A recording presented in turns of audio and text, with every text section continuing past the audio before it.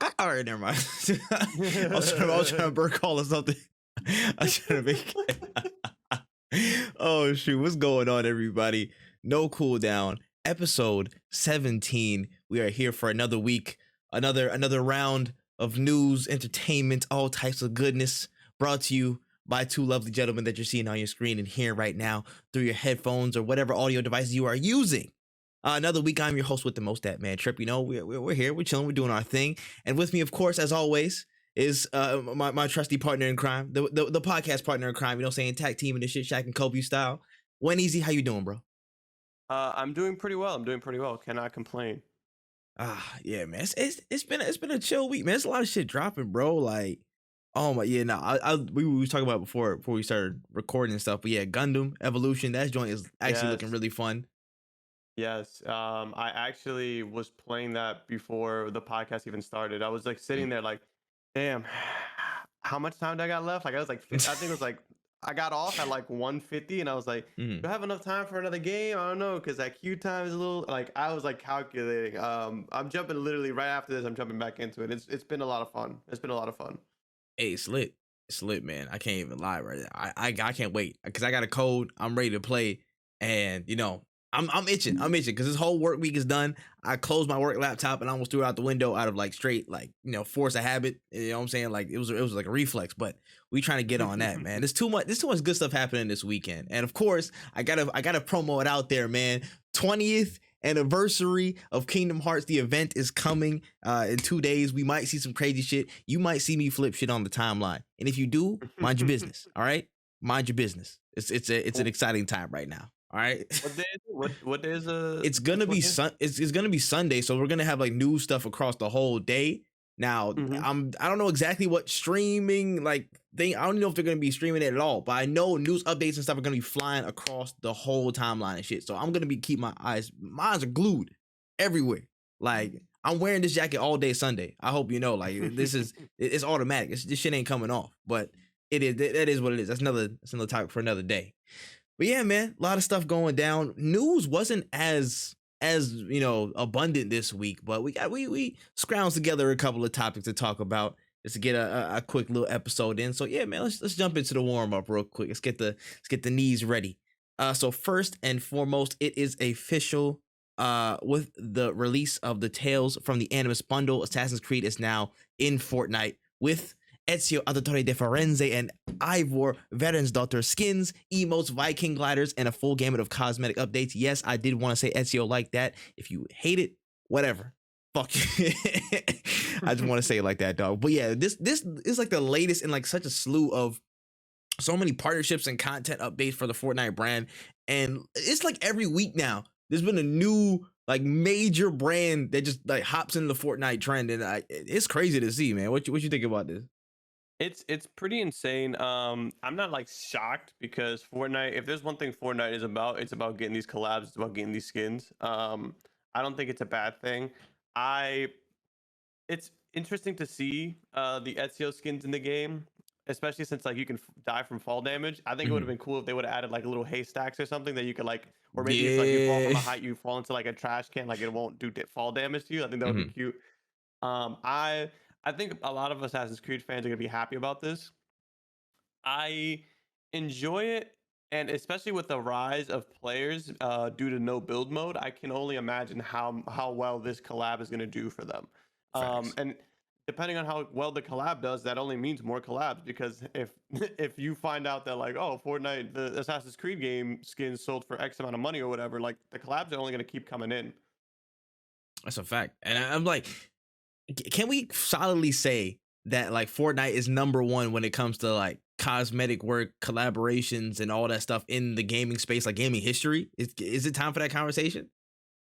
It's so cosmetics in gaming, I feel like aren't something that it hasn't even been around for as long as we want to say. Like it hasn't, maybe because I can't even think back at a time where cosmetics were this important, you know? Like even when I was in like Borderlands 2 was like the first time I ever saw like somebody selling a pack of skins or whatever. Yeah. Like actually, yeah, an actual marketplace for them. I don't remember it being like crazy. I know, of course, you get the armor sets and whatnot, like the high boost armor from Halo and whatnot, but those weren't cosmetic based. I'm talking about like the era of, again, these storefronts and actual like skin packs that you can either purchase or unlock, and that's the option for it. I feel like that's like what 20, yeah, maybe like 2012, 2013 range to now. Yeah, for sure. Like it definitely was like made the one game I could think of was like maybe Little Big Planet was like the first time I saw like in a store like, hey, here's a That's true. costume for Ratchet and Clank or whatever. It is That's $1 or true. whatever.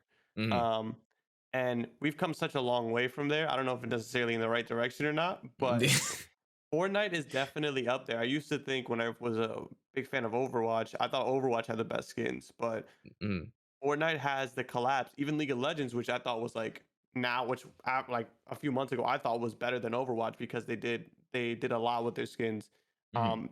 They're not touching Fortnite just in the simple fact because you'll have a skin in like League of Legends where it'll be like Arachnid Man, and it's like somebody that looks a lot like Spider-Man but isn't Yeah, actually Spider-Man, it's but they not gonna will be the actual actually canon. put Yeah. Spider-Man in Fortnite, and that's the Mhm. difference. Is that like the only other game that I could think of that has like fully licensed people is like the Lego games, but those Mhm. aren't like licensed skins. Those are just Yeah. actual characters that are like Games playable. tailored to it. Yeah, yeah, yeah. Hmm. I see that. Yeah, for me, yeah, I gotta kind of tip my hat off, bro. Like, this is a salute to Fortnite, bro. Like, it's rare to get that consistent influx of like clout and just collaboration between different companies in gaming. You like, of course, that was a rare ass sight to see.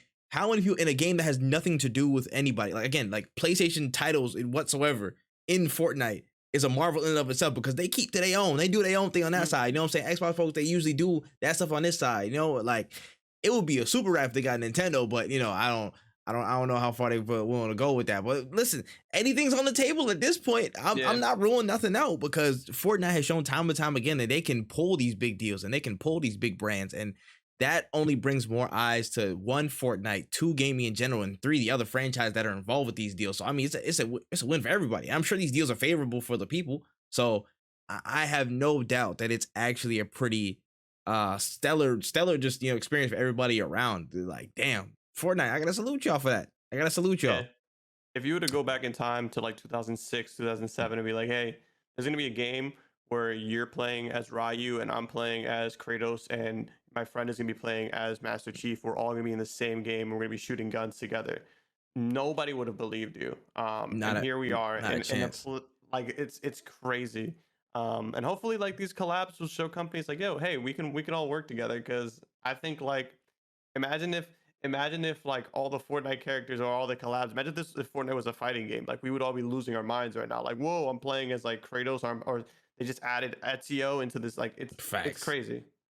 Too much, bruh. Too much, man. Like, I might have to get a skin, bro. Might have to get a Yeah, no, skin. It's crazy. I'm not gonna say that I've spent money on the game already, but I my bank account did get lower when I started playing the game. Wow. Wow. Fortnite actually make yo. You know what was the last time I spent money on a cosmetic? You don't want to know. You honestly don't. I feel like the last time I did spend money on a cosmetic was Fortnite, like years ago. That Hmm. that might actually be the last time. But if they Yeah, if buying they like if they tempted me like this, and I know me, I don't buy cosmetics or any extra stuff for nothing unless it's absolutely necessary. Like, yeah, they doing something right. They doing something right. yeah, for So sure. yeah. Shout out Fortnite, shout out Assassin's Creed. On to the next one. You know what I'm saying? We kind of staying in the Ubisoft lane a little bit. We now have official confirmation that Ubisoft is making its way into the mobile shooter space with Tom Clancy's Rainbow Six Siege Mobile. Now, alpha testing is available now with the sign up sheet, but this is yet another major series hopping into the mobile realm, trying to get some of that market share. So, I mean, the smaller question is Rainbow Six Siege Mobile, are you looking out for it? No, not Fair even not enough. even not even a little bit.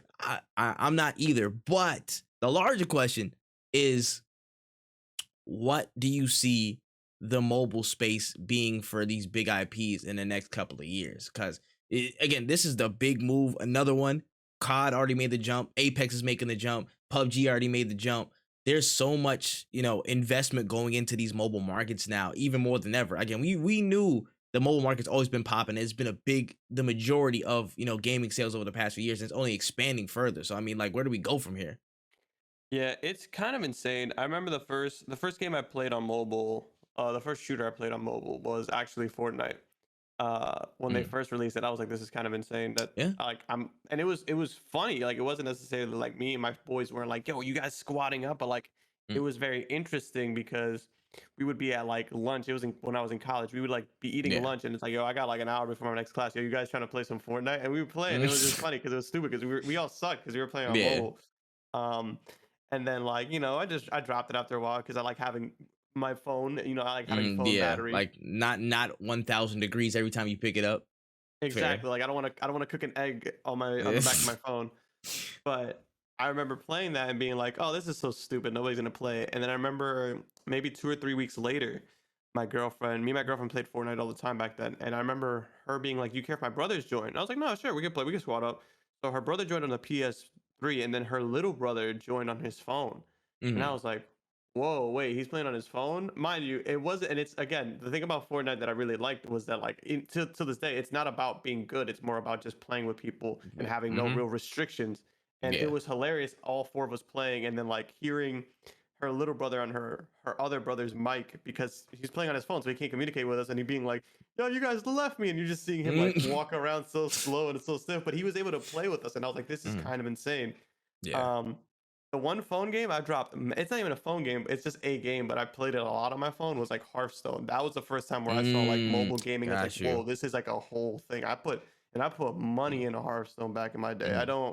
Not proud of it, but that was like where I saw like mobile is like, well, this is like a really huge market. And when you see how many people in other countries only have phone and only game on phones, like even if you go into Facebook right now, some of the biggest games on their streaming service are all mobile games. And if mind you, it's usually one thing that I hate though. If you're a mobile gamer, if you are a mobile gamer, you're playing Call of Duty Mobile, you're playing any mobile game, and I see a keyboard and mouse in your hand, you are disgusting. I saw that so many when PUBG went free on mobile. Let me tell you how I used to stream on Facebook, and I would see people playing PUBG with a keyboard and mouse, and they'd be like, "Oh, we just got our 30th win in the day," and it's like, yes, you did. You're on a computer you're on playing on a, like, what is wrong with you? I'm gonna keep it a stack. I was playing COD Mobile, right? There was a good stretch of time where I was playing COD Mobile, and no. Listen.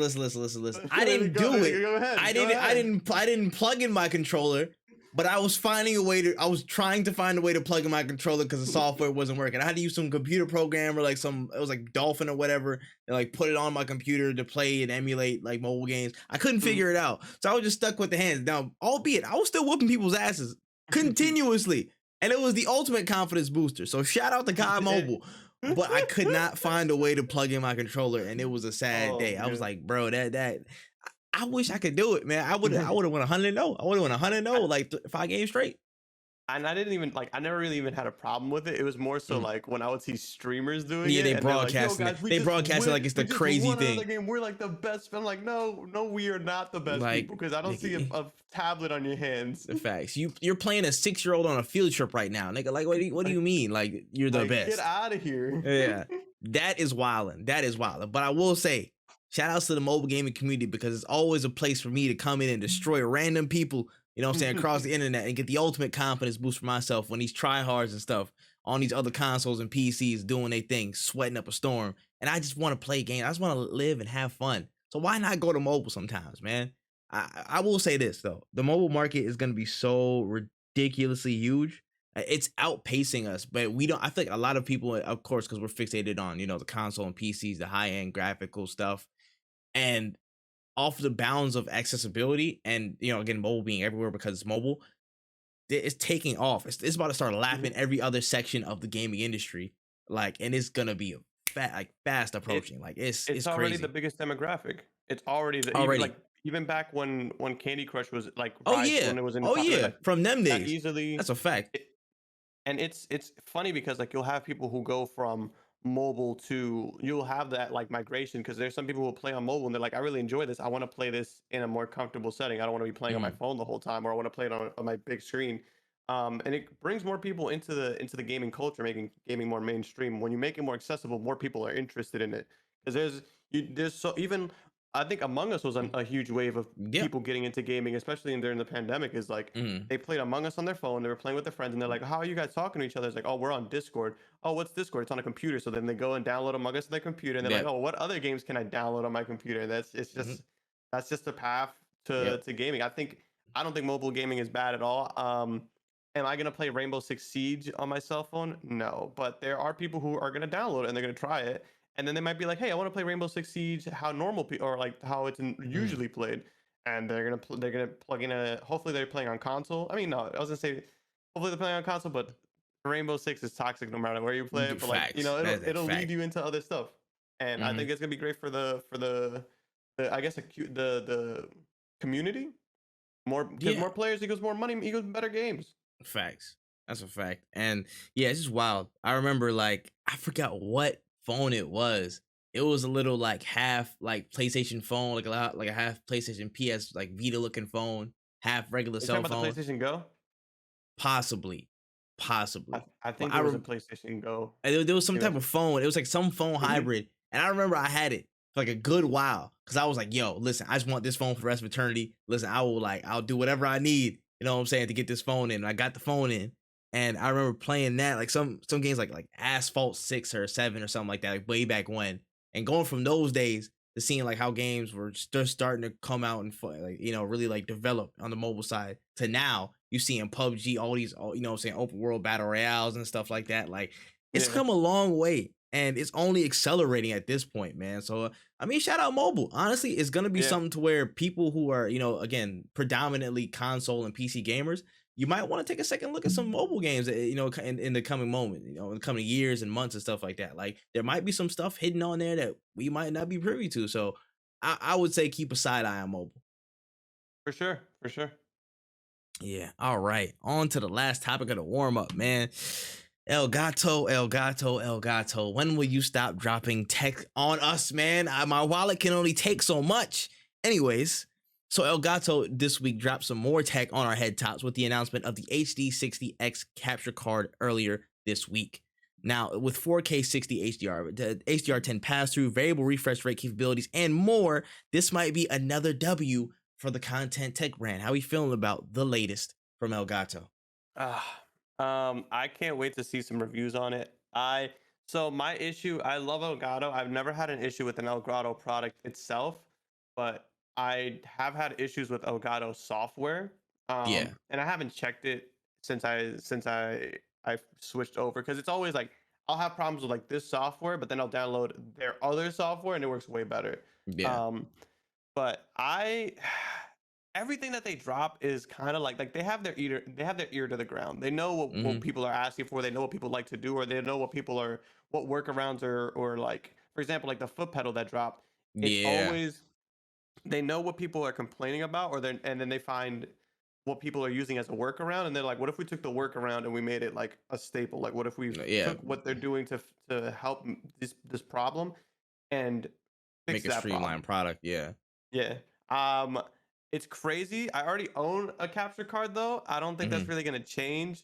Personally, I understand why they got the 4K type stuff, and I get all that, but like Yeah.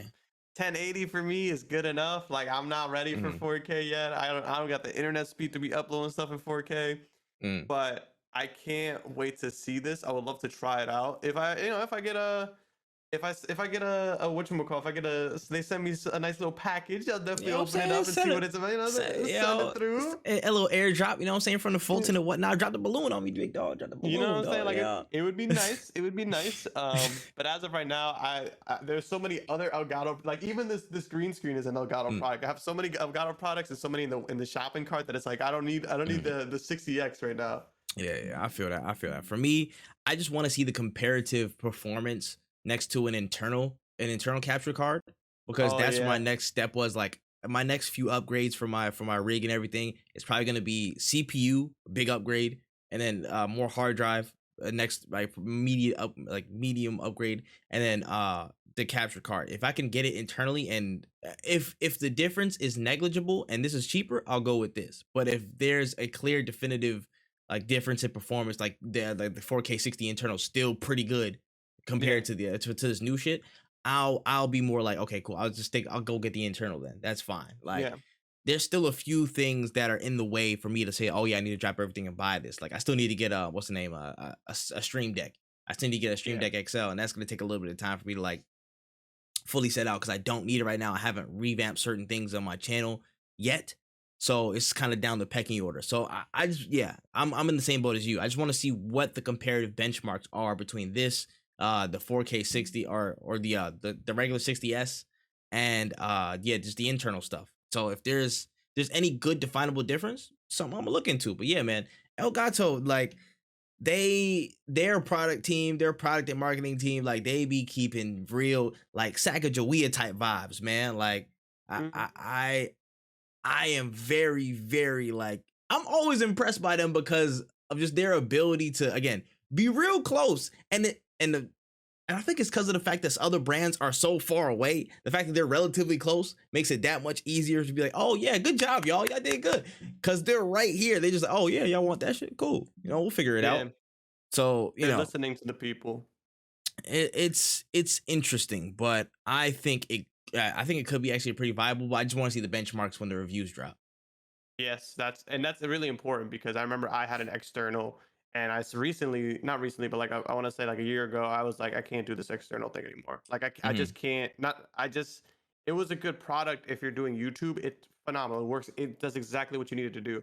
All you need to do is learn how to sync audio to video, and you're literally, you're fine. But when you're live streaming, it messed it up because it created a delay that I didn't like. And then as a live Hmm. streamer, like I don't mind doing a delay if I'm doing Apex or something, or if Yeah. there's a reason for the delay. But when you're a small streamer like me, or even when I was using it heavily, it sucked when I would have people come in and they think that I'm ignoring them, and it's like, no, I'm not Hmm. ignoring you, dude. There's just a delay. Like even now with YouTube, I'm still having issues with like I think that my YouTube, I don't know if it's the internet speed or if it's just like the settings, but my YouTube, there's like a 10-second delay that I can't even control. Like that's not something Hmm. I can do anything about. And I'm not a big fan of it, but it's becoming about working around. But there's always a workaround you can work with it. So if your only Hmm. option is an external, it's gonna work and it does wonders. You just gotta Yeah. learn how to, sync up the camera to the audio a little bit. But Yeah. if you don't know how to do that as a content creator, it's a lesson you're gonna have to learn because it's gonna happen. Yeah. It taught me a valuable lesson,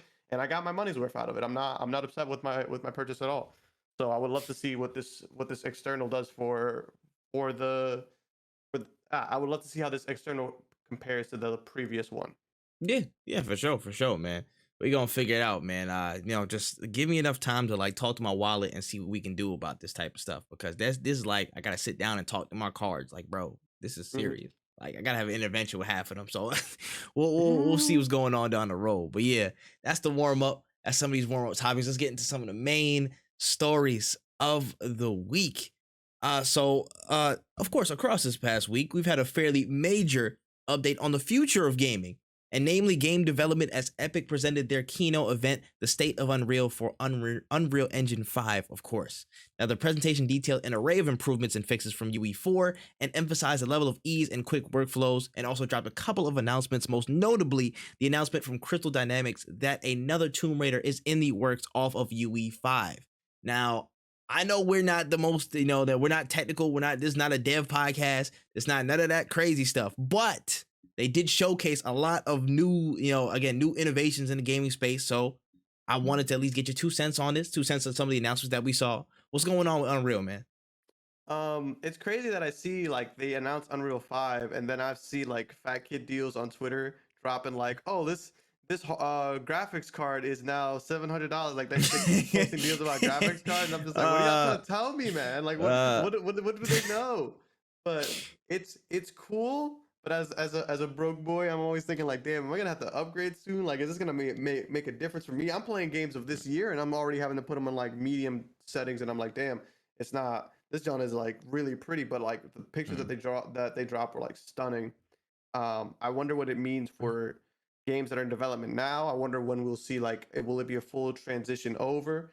I know that CD Projekt Red announced that they were making another Witcher game, and they said that it was going to mm. be on Unreal. I don't know if it's going to be on Unreal 4 or if it's just going to be on Unreal 5. That's like a Mm. question. Is I, like all these people that are in development, are they, yeah. or even like, do the people who are in development right now, did they know about Unreal 5 um, when they started making their games? No, apparently they did not. So I think as of that conference and as of that update, it's now available to all developers. And then a big sticking point actually in the presentation that I went through, they were like, "Yo, you can easily transfer the projects that you're working on now and integrate them into UE5. So if you're still working on UE4, cool.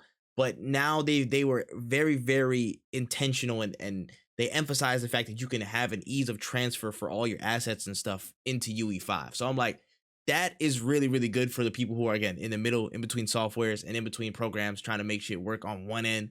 So your whole process ain't a bender. You got to take some shit out and redo some shit over there. I like that. So they were they kept the developers in mind with that change. So that's what I saw.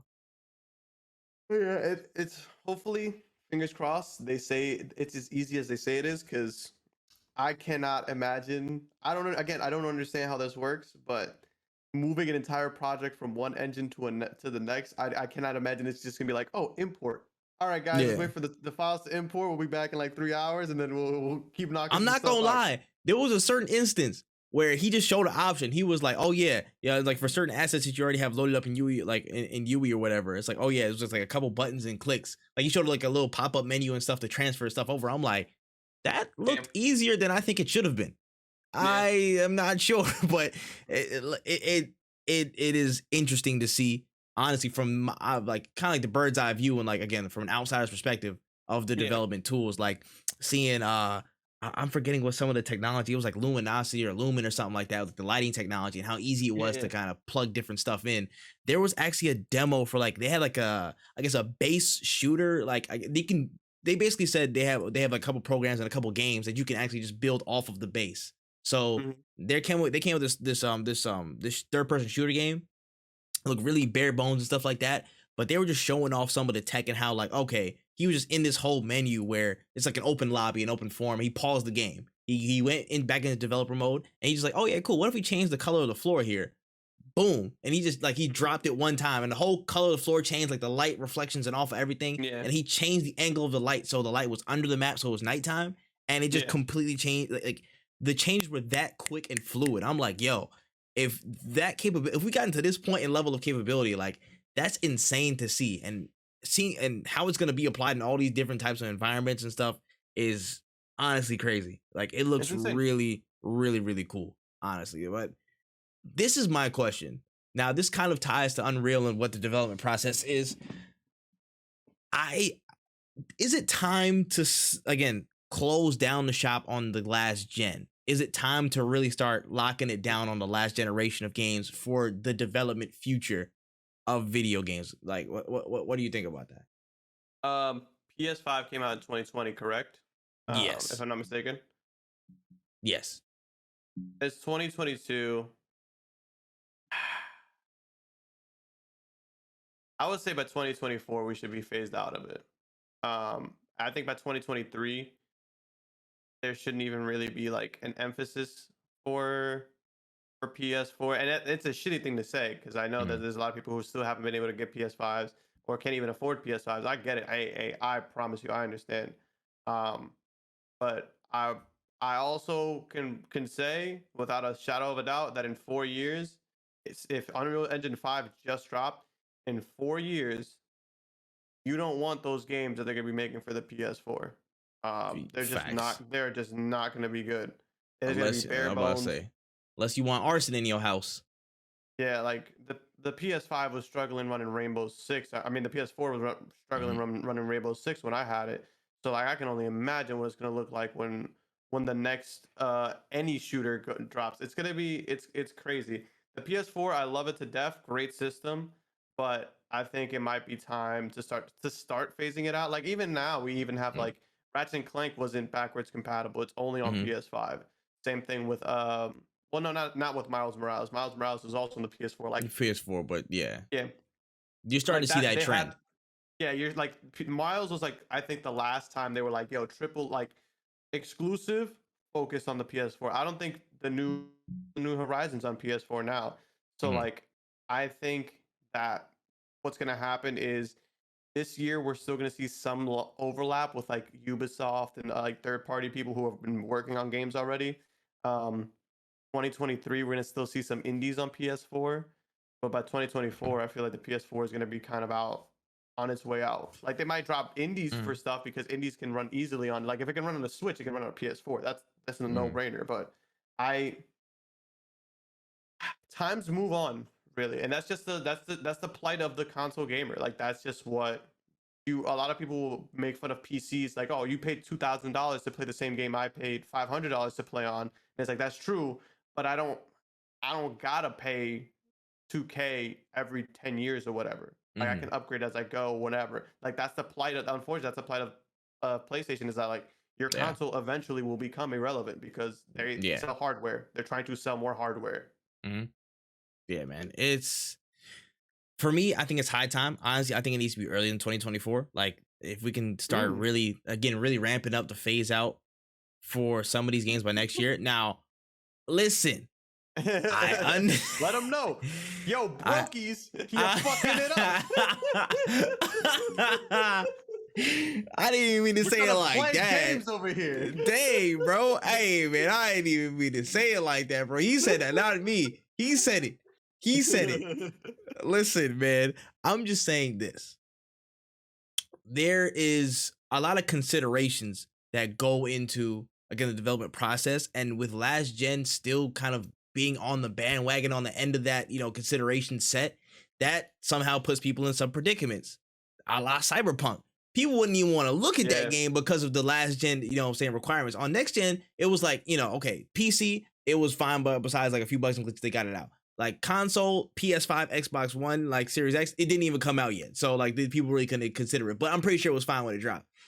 Last gen, it must be so hard for them to, again, work on it in its purest form on PCs and stuff like that, and then backtrack it to a lower form. It's like what's the name? Demastering games, but then they don't work at all. Like you've seen the demasters like Bloodborne and stuff like that. Yeah. But what if they don't work at all? Like it just doesn't translate.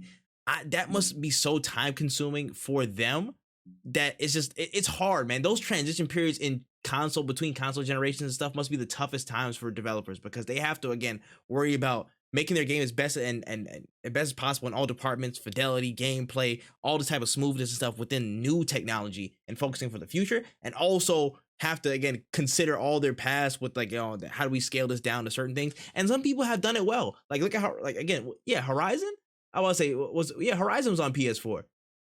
Horizon. The new one? The new one. Yeah, the new one. I believe it is on PS4. And people were like, yeah, it looks fine. Yeah, look, actually it was really good. Because they had time to consider that stuff. But for people with bigger, like wider, I guess, audience sets, multi-platforms or whatnot, there's a lot more stuff that they have to get involved with to actually put out a really good product all around. And that's where people get tripped up. And again, for the sake of pushing games to be the best they can be on all fronts, I'm like, we got to start working to phase it out. Now, this also means that we're dependent on, a set of materials for consoles to be shipped out more often. Again, the chip shortage is still a thing, so we're still getting impacted by that. So once that ramps back up, I would say it's contingent with that. If the chip shortage like, again, subsides a little bit, and that means consoles can get pushed out, that's that same time frame that we need to follow with the end of, major, like, I guess, major game drops and previous console support. Like last gen console support. That's what we need to kind of line it up with. Because as soon as that's good, you can ship more units out. We need to be focused on the next stuff, man. Because listen, there's only so much these jet planes is gonna use, bro, before they blow up in their face, bro. Like there's only so much more jet plane usage that's left in the PS4 before it just ticks out. You know what I mean? Yeah. And I understand it's had a good run. It's had a fantastic run, but again, now it's time to keep it pushing forward, man. The future's now, old man. The future's now. Yeah. that's my two pieces on it. But yeah, shout out to that. Shout out to the Tomb Raider. Tomb Raider's still alive. Big ups to them. Happy for them. This is the best time for a Tomb Raider game. Uncharted is currently not making any more games. Not doing nothing. You got a lane. Run. Please. You gotta run. A lane that y'all started. So I mean, like, well, technically y'all started, but you know what I'm saying? At least in the game space y'all started. But you're like, come on, man. Like, we're gonna say that for another day. But yeah, man, that's enough for Unreal. Shout out to them. I don't got nothing to do with development myself, but shout out to the game developers out there. You guys are fantastic. You know what I'm saying? For sure. Man, one day I'm gonna be a writing contributor for that shit. I'm only write one-liners in the story. I'm gonna make sure there's one-liners in there and just contribute to that part. And I'll be good. Write for one character, just one character. Just one. All right, in some smaller news, this week we saw the release of the Chrono Cross, the Radical Dreamers Edition, which is an HD update for the original JRPG game across coming from last-gen consoles, the PS4 and Xbox One, the Switch, and Steam. Thoughts on this? Again, we just got off this last the console conversation. Why is it only on last gen and not on PS5, Xbox Series X? I do not know, but this is definitely a game that I literally think they could just copy and paste it and be like copy or like just take the file and name it like .ps5 and then send it to Sony like yo put this on the PS5 because it's again if it's on Switch it can run on everything really. Facts. Chrono Cross is iconic. Well, Chrono Trigger is literally iconic, probably one of the best RPGs of our time. Probably one of the best RPGs period. It dealt with time travel in a way that is phenomenal. Till this day, I beat myself up for not beating it, but I also just don't have the time to beat it. It's so big. Or beating it with like all like the things like 13 endings or something crazy like that. The reason I actually haven't played it is because I played it on the DS, which is arguably the best version of it because it had like animated cutscenes. Like it was super dope. Chrono Cross is very interesting. I love playing old RPGs on the Switch. Anything turn-based, I feel like has a good home on the Switch. Yeah, just because, of course, handheld, any way you play it, you're gonna enjoy it on the Switch. And really that's where a lot of them lie. Like again, you think about like Fire Emblem and like all that fandom Fire Emblem, that's there. Pokemon, they rock with it. All the old Final Fantasies. I bought Final Fantasy 9 on my Switch. I never beat it, but I bought it and it was really good. The reason I haven't beat it is because since it's an old game, I stopped playing it because I had like tests or whatever. When I came back, I'm like, I have no idea what the fuck I gotta do. I don't even know what happened. I don't even know what happened before, and I put too many hours to restart this. Like we're way too deep. We're just gonna pretend like we beat it. But phenomenal game. I love Chrono Trigger, and I wanna try this one out, but I'm broke, baby. This past quarter, I ain't got it. I don't got it. I don't got it for nothing. The next game I'm looking at is in the fall. Like that's the next time I'm buying a game. I feel that, man. Again, for me, I got nothing much more to say than listen. This is like a part of gaming heritage. So I mean, you should probably give this a look if you haven't tried it. You know what I'm saying? I personally have not played Chrono Cross. I played some of Chrono Trigger, so it's like going back and paying homage and understanding what's going on here. Like, I haven't played a turn-based game in a long time, actually. Like, it's been a good while since I played a good turn-based game. And I used to like them a lot. I just kind of like dipped off it for some reason. But, you know, I might actually get back into it with this. I might go buy it on my brother's Switch or on Steam. It's on Steam. So it's on Steam. It's everywhere.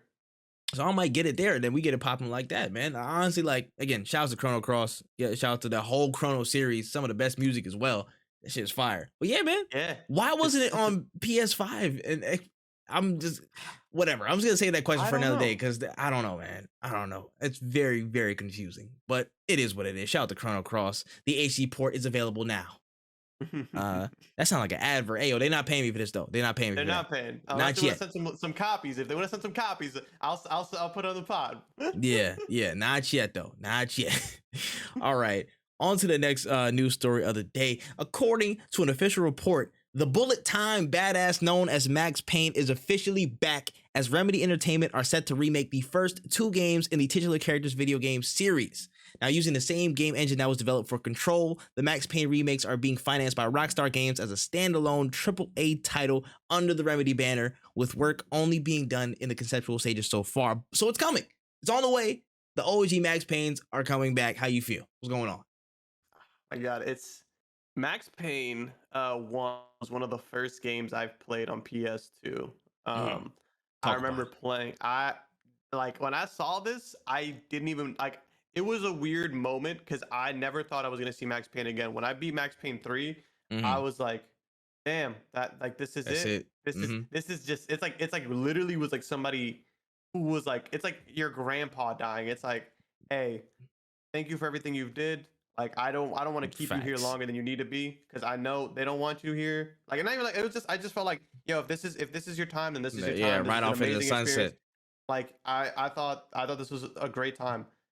The fact that they're like when I read the article at first I was like oh they're gonna remaster it. I'll buy the remaster because I really love Max Payne. Yeah. And then I saw like remake. I'm like no they're bringing it back. Like I don't believe it. Like I remember to this day, like me and my brother sitting there and being like, bro, why can't we just do bullet time all the fucking time? Dude? This game is so like it's insane. It was such a cool ass concept, and I'm really mad that Max Payne was the only game that was like, yo, let's put shit in slow motion all the time. At all, bro. It's it's such a good fucking concept, and it's so like the game in itself. It's so good. The stories are. I mean, I can't remember the stories too much outside of 3. 3 had a pretty solid story. Yeah. But I remember like the concept of 1 phenomenal. It's like, yo, we're going in there, and this dude loses his wife, loses his kid. He's going on revenge. You're running out there with the double Berettas, just jumping all over the place. Like all directions, bruh. All directions. When you clear a room out, the last dude goes into a slow-mo death, and you can see your bullet just did the trail. Yeah. Bruh. You know how many times I've wasted ammo just because it was the last guy, and it was just like it was so insane, dude. Oh man, fire. Phenomenal game franchise. I'm happy to see it back. It's honestly, and when Max Payne 3 ended, I literally couldn't. I was like, why is nobody doing slow-mo? Like, we have the Matrix. Everybody loves the Matrix, but nobody wants to do slow-mo like gunfights. Whatever, bro. I was just like, it is what it is. But I'm so fucking happy that we're seeing this, and I'm happy that it's not like a Max Payne definitive edition like they did with the trilogy of Grand Theft Auto. Like, I'm happy this is like, hey, we're full-fledged. Yeah. And that shout out to Remedy, because I know Remedy wouldn't want to do their series like that. I feel like Remedy would take better care than like Rockstar in general. But yeah, I am in full agreement with you on many of these points. Again, gaming owes Max Payne some respects in the sense that they brought bullet time to the forefront. Like I think there was like, I did some research on this too. There was actually like a couple of games that like did like a loose concept of it. Like Unreal did like, okay, they had a mode, like a kind of like a hidden mode as a part of the game. It's like, okay, you could kind of go slow-mo, but it wasn't really an established thing. And there was like one other game before that in like 98 or 96 or something like that. That was like, okay, you can kind of go like slow-mo for a little bit, but it wasn't like an actual, like a full-fledged thing. This was the first instance in gaming, to my knowledge, where it all came together. The big bullet time event, you know what I'm saying? The whole system, the moment, like it's a classic, and it brought a whole different concept that is so prevalent. The GTA you play now is based off of the gameplay of Max Payne, specifically Max Payne 3. Let's keep that a double stack. Y'all would not play GTA today if it was not for Max Payne 3. Let's keep that a bundle real quick. So all the people playing RP right now in the streets and all that stuff, you need to go say thank you to Max Payne. You need to go say thank you, because all that gunplay and all that stuff like that, the about to say the movement, that's Max Payne. That's literally Max Payne. So I feel very, very happy that this game is actually coming back in a full-fledged remake format. Like, this is serious. Like, style.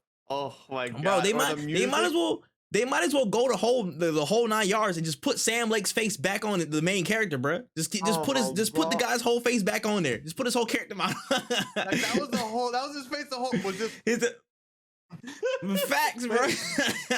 His wife died, and he was like, "Oh no, baby, please, oh no." Oh my god, the oil painting cop, like, bro, that game, you were, oh my god, don't even get me started. And like the way he would talk, he would just be like, "It's cold." Like it would literally just be like, "I'm burning up," like just straight gritty. Like, talking like that.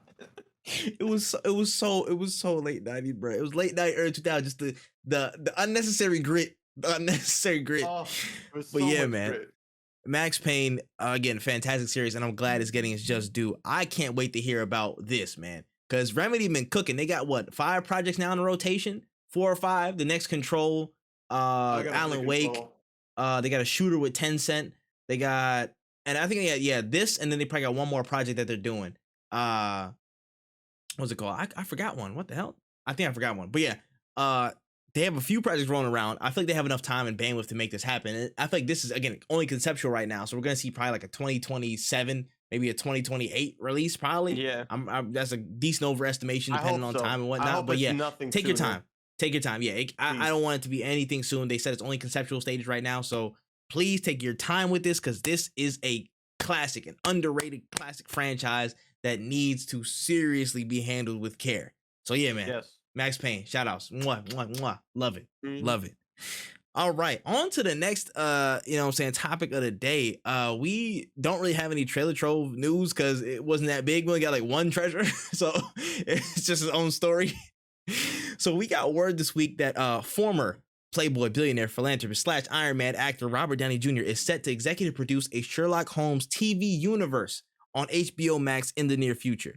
Now, as a familiar actor who got to step up into the shoes of the famed detective, Sherlock Holmes reportedly has 2 shows that Robert Downey Jr. will kick off in the SHCU. I think that's how you call it now. So, I mean, thoughts on this, man? Robert Downey Jr., Sherlock Holmes, new shows. What's going on?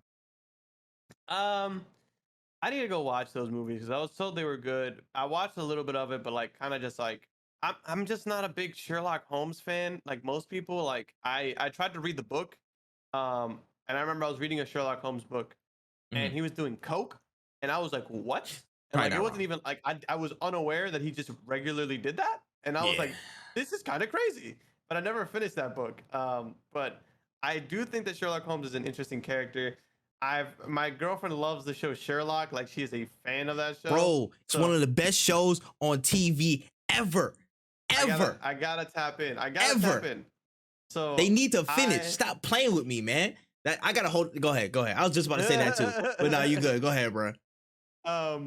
So like, yeah, I'm down for it. Sure, why not? We'll see what happens. I like me a good mystery.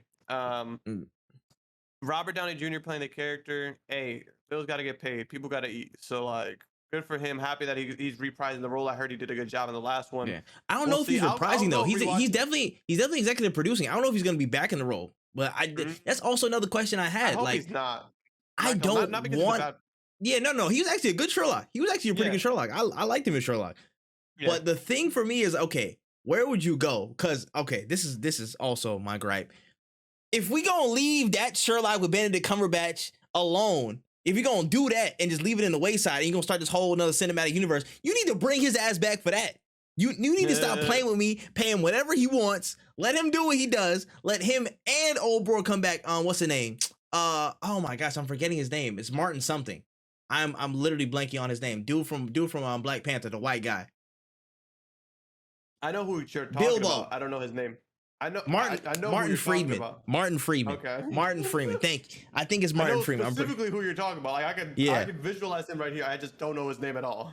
I'm pretty sure it's Martin Freeman, but I could be wrong. Wait, we got a fact check. Yep, it's Martin Freeman. All right, cool. We're good.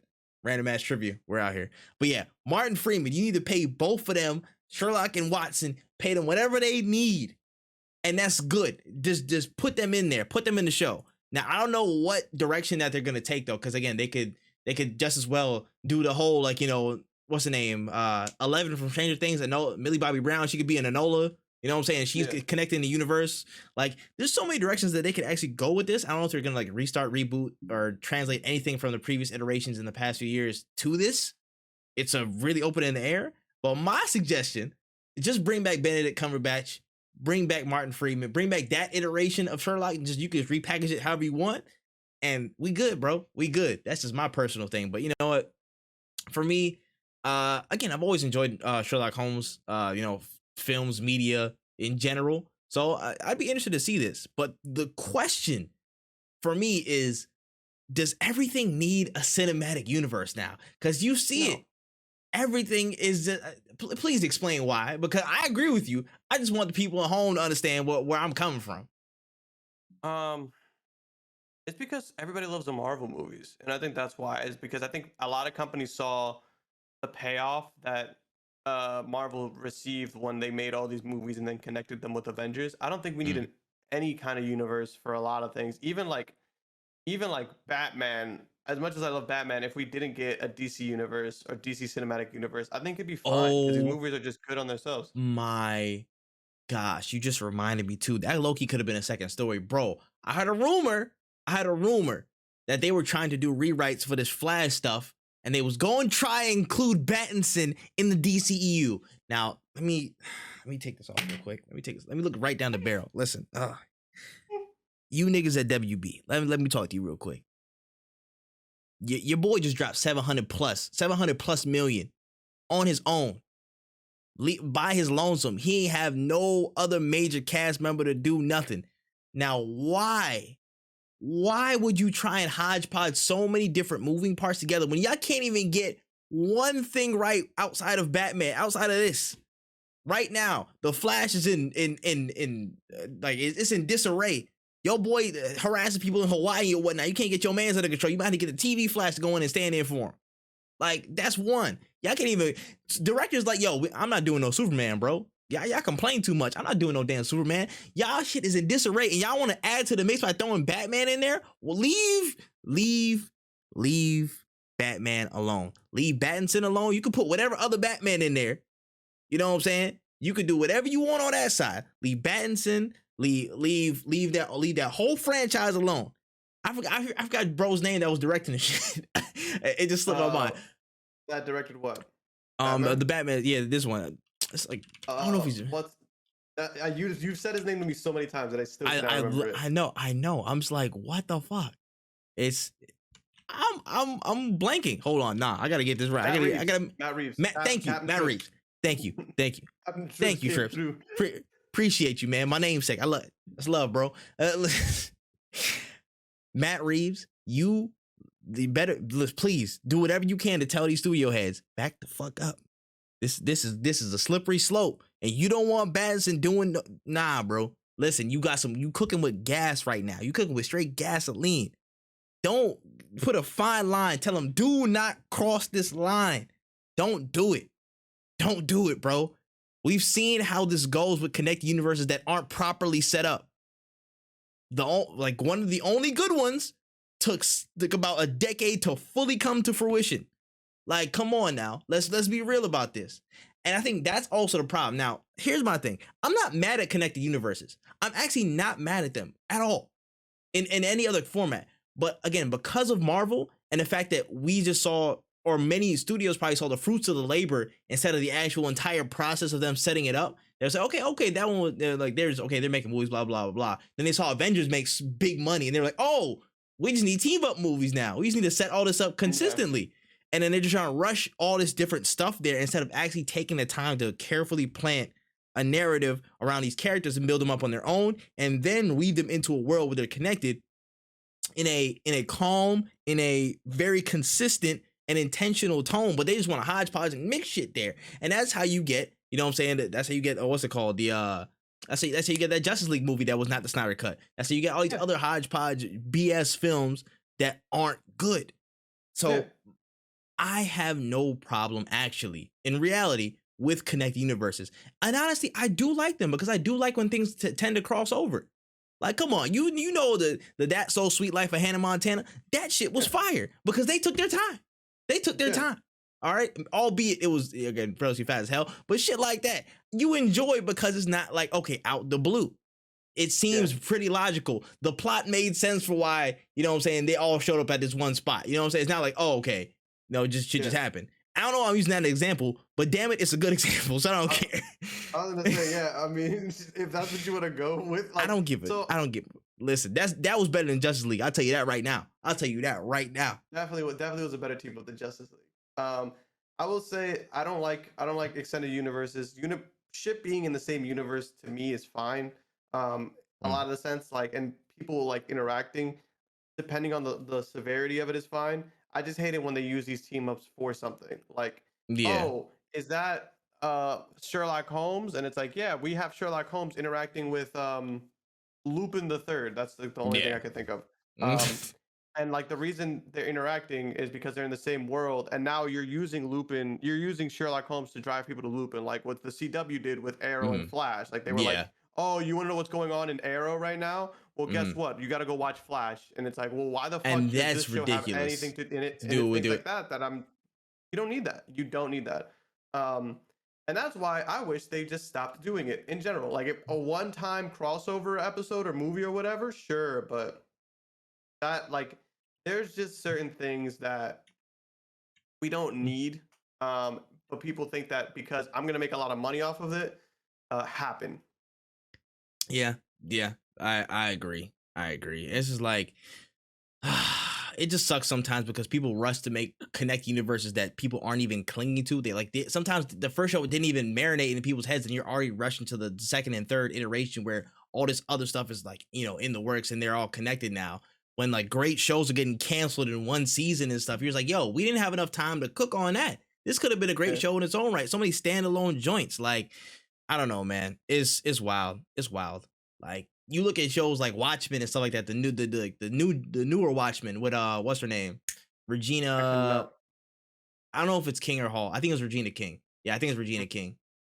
But with her, that iteration of Watchmen, that HBO series, and how that was just again a standalone bit, a really great piece of media, but it didn't need anything extra because it already had enough connections in and of itself, and it was still an insular story where it's focused on new characters and a new set of, again, a new set of conflicts. But it was still connected to the whole Watchmen universe, and it didn't need we're setting up for this whole new thing down the line. Just left it there, and I don't know, man. Some things just don't need extra things, man. Some things don't need extra, iterations or collabs or teammate things, and some things require it. Some things are actually naturally progressing towards it. Shout out the Trips in the chat. Power Rangers 2, exactly. Yes. Yeah. Yes, he is right. There's a lot of he is there's a lot 100% right. That can be funded, but instead we're just trying to make this. I have a lot of feelings about what Marvel has done to media in general. We don't have time for that. Oh, facts. Yo, also, this is a random side note. Did you see this thing?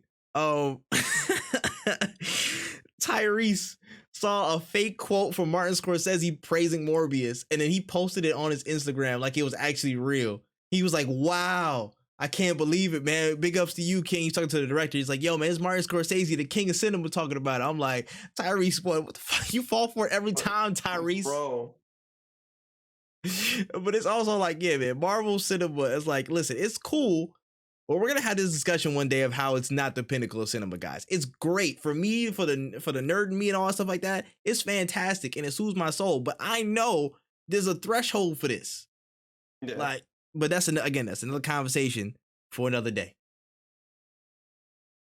Man. All right.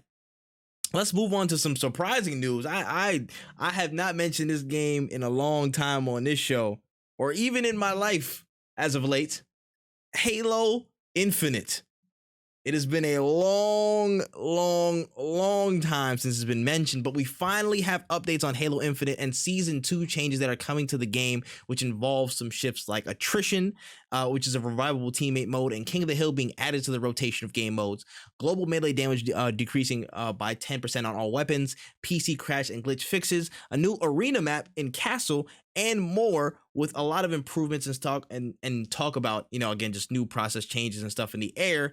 The new season is set to release on May 3rd. So we actually have new content coming on May 3rd. So, I mean, again, new season and actual update. What's going on, Wen?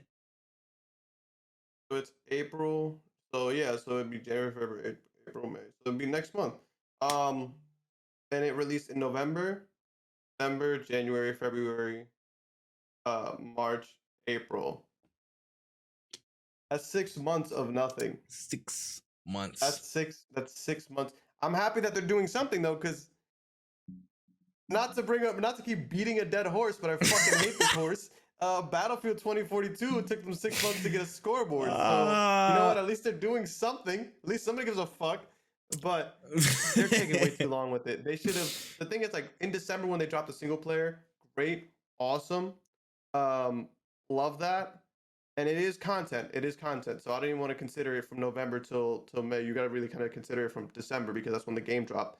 I still think like maybe having a separate team devoted to multiplayer, because I know a lot of the fan base is dried up because there's just not much. And I know a lot of my friends who I used to play Halo with, a lot of people say the same thing. There's just not new shit. And they could have added like something smaller. Like, I mean, I'm not saying maps are easy to make, but like more maps, something. Or even if they would have added like Forge mode, like you always talk about, that would have supplemented them having to really do shit, because people could have just been doing shit. And that's what's funny is I play Fortnite. I really hate that I keep bringing this game up, but it's doing a lot of things right, because people can make their own game modes. Hey. There's no team deathmatch in Fortnite, but somebody made a team deathmatch in Fortnite, and me and my friends are playing it, and it was fun because. And the game didn't even do it. You can't fault them. They pushing the right buttons. Like that's what's crazy. I'm happy that we're getting new content for this game, to be honest with you. But will it be enough to bring it back from where it was, or to bring it back to its former glory? Maybe. We'll see. Yeah, we will definitely see. Honestly, Halo, it's a very tough slope for me, because again, I love the Halo series. and the fact that it's been out of my consideration set for in terms of the rotation of games I play for so long right now, like it sucks. It sucks. Mhm. It's not. I mean, for me, I'm gonna move on to the next game that I'm interested in because it is what it is. But the fact that a lot of these game cycles now, I don't know if it was impacted by COVID or maybe just lack of planning or something. The development cycle where the game drops, but then we have it again. We have the honeymoon phase for about a couple of weeks, and then there's just nothing else to supplement it. People are starting to change their perception of content drops, and it's getting a little bit more demanding, of course, for the industry. But I feel like for games of this scale and size, you have to have some type of contingency plan for when there's stuff that might not go right, or like there's stuff that might not go completely right, or things might get sped up a little bit. Understand the process is the process, but for something like this, if you want to be in the again in the limelight and kind of in a consistent rotation on streaming platforms, on video platforms, on all this stuff, and not have all the rhetoric be, oh, what happened to Halo? You know what I mean? You have to have the consistency in content drops. And now I feel like a good idea would have probably been to, in the development pipeline, if new maps and such were going to be a far way out, try and supplement it with some old maps. Just have a classic playlist of just like, oh, drop an old map that we can easily drop from the files. We'll just throw it in there. You know what I'm saying? Like throw Blood Gulch in there 1 month. The next month, throw one more. Next month, throw one more. Next month, or just one every 2 months. Like something to have in the median before new maps drop and the whole season drops. Again, having like an ad hoc team to help oversee that stuff could have helped. But again, I don't know the logistics behind it, so I can't speak fully to it. But I mean, that's just an idea. It's like having consistency in some type of new content, even if it's a new game mode. Again, like having a King of the Hill, I don't think it would be the hardest thing in the world to add. For me, you already know me. I've been screaming Griff Ball for like 18 million years. Just give me a blank, a blank open field. Give me a goal in the, a ball in the middle, 2 goals on the end. Let's go 4v4, 5v5 Griff Ball, and I will literally play Halo Infinite till the new, like whatever map drop. It could be a year. I'll still play it. But the fact that it hasn't been supplemented properly to the standard that we want to see is a little bit disappointing. But again, they come with changes. They come with new game modes. They come with a new map.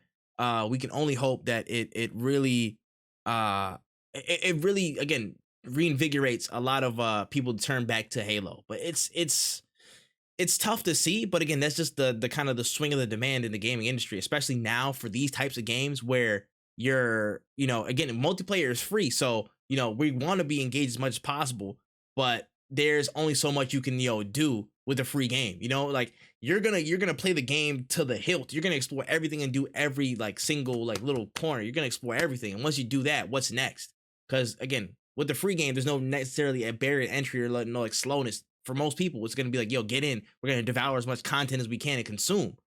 And once you get to that point of everything's there, what's the next thing? Because as soon as you lose that consistency of, oh, I have that content now, it's done. What's the next one? As soon as you run out of plates, people are going to move on to the next plate. They're going to go play something else. They're going to go at the Apex. They're going to go play Warzone. They're going to go do this, that, and the third. So the onus at the end of the day, unfortunately, is on the development team to make sure that there's a consistent string of content. That's just my piece. Now, I hope this is really enough to, again, to satiate the fans that are, again, waiting for a new drop come May 3rd. And yeah, I hope it's enough, man. I hope y'all drop good too, man. That's my birthday, deadass, man. Y'all need to drop some good shit on my birthday, man. Don't disrespect my day like that, for real. Like, come on, for let's be real. Be real. Yeah. Another thing that I would also like to point out too is that Halo dropped in November. It was supposed to drop in December. Like, yeah, they dropped early. They dropped early. They did not whatsoever, but they did beat the rush. They wanted to get ahead of the cycle, I guess, of Battlefield and what they saw, or just the thing community, man. It is what it is, man. It is what it is, man. Like I just want to see consistency. That's really all I want to see. And I will devote myself and put the time into your game and make content on the game as much as possible. But people have such a, they only have so much, like on their tickers for engagement. You know what I mean? The attention span's getting shorter, y'all. No, for sure. But yeah, that's crazy. That's crazy, man. But on to the next. Oh, take your time. So real fast. All right, take your time. Take your time. That's why we edit this in post, y'all. That's why we edit this in post. No, hold on. Let me back it up. Community spotlight type game mode. Yo, literally, bruh. Literally. Tripp losing the GI tournament was the highlight of Halo. Yo, hating ass man, bro. I lost in the final, all right? In the final, though. we beat like 4 other teams, and we beat the favorite team. We beat the team to beat. Shout out Dolph though, because he carried half of us. But now, wait, all right, you know what I'm saying? Yeah, he did carry, but we did put our work in. Nah, man, I can't accept that. I can't accept that. It ain't first. Nah, it's fair. That's fair. I did lose. We did lose that final, but I'm just saying, I still get a free copy of Samurai Zero because we made it to the final. What do you mean? I got a consolation though. I'll take it. From a random draft pick to a final, I live with it. I live with it. But we gonna be back though. I need to figure out when the next tournament is. That's also another thing. Whenever that next tournament comes back, I want parts. This man said loser talk. Fuck out of here, Jay. And Trips, I appreciate you, dog. Oh shit. Oh my gosh, man. They hating. Jay is hating on me. There it is. Don't worry about it, man. I'm gonna get my Kovacs up. I'm gonna turn into a monster. Yes, I washed my hands. There's so much Wen doesn't wash his hands slander in my chat. My bathroom is like not even 10 feet from my computer. Oh shoot, gotta make sure, bro. Hey, listen, man. I might not have to take your hand through the screen, bro. You gotta be sure. You gotta be sure, man.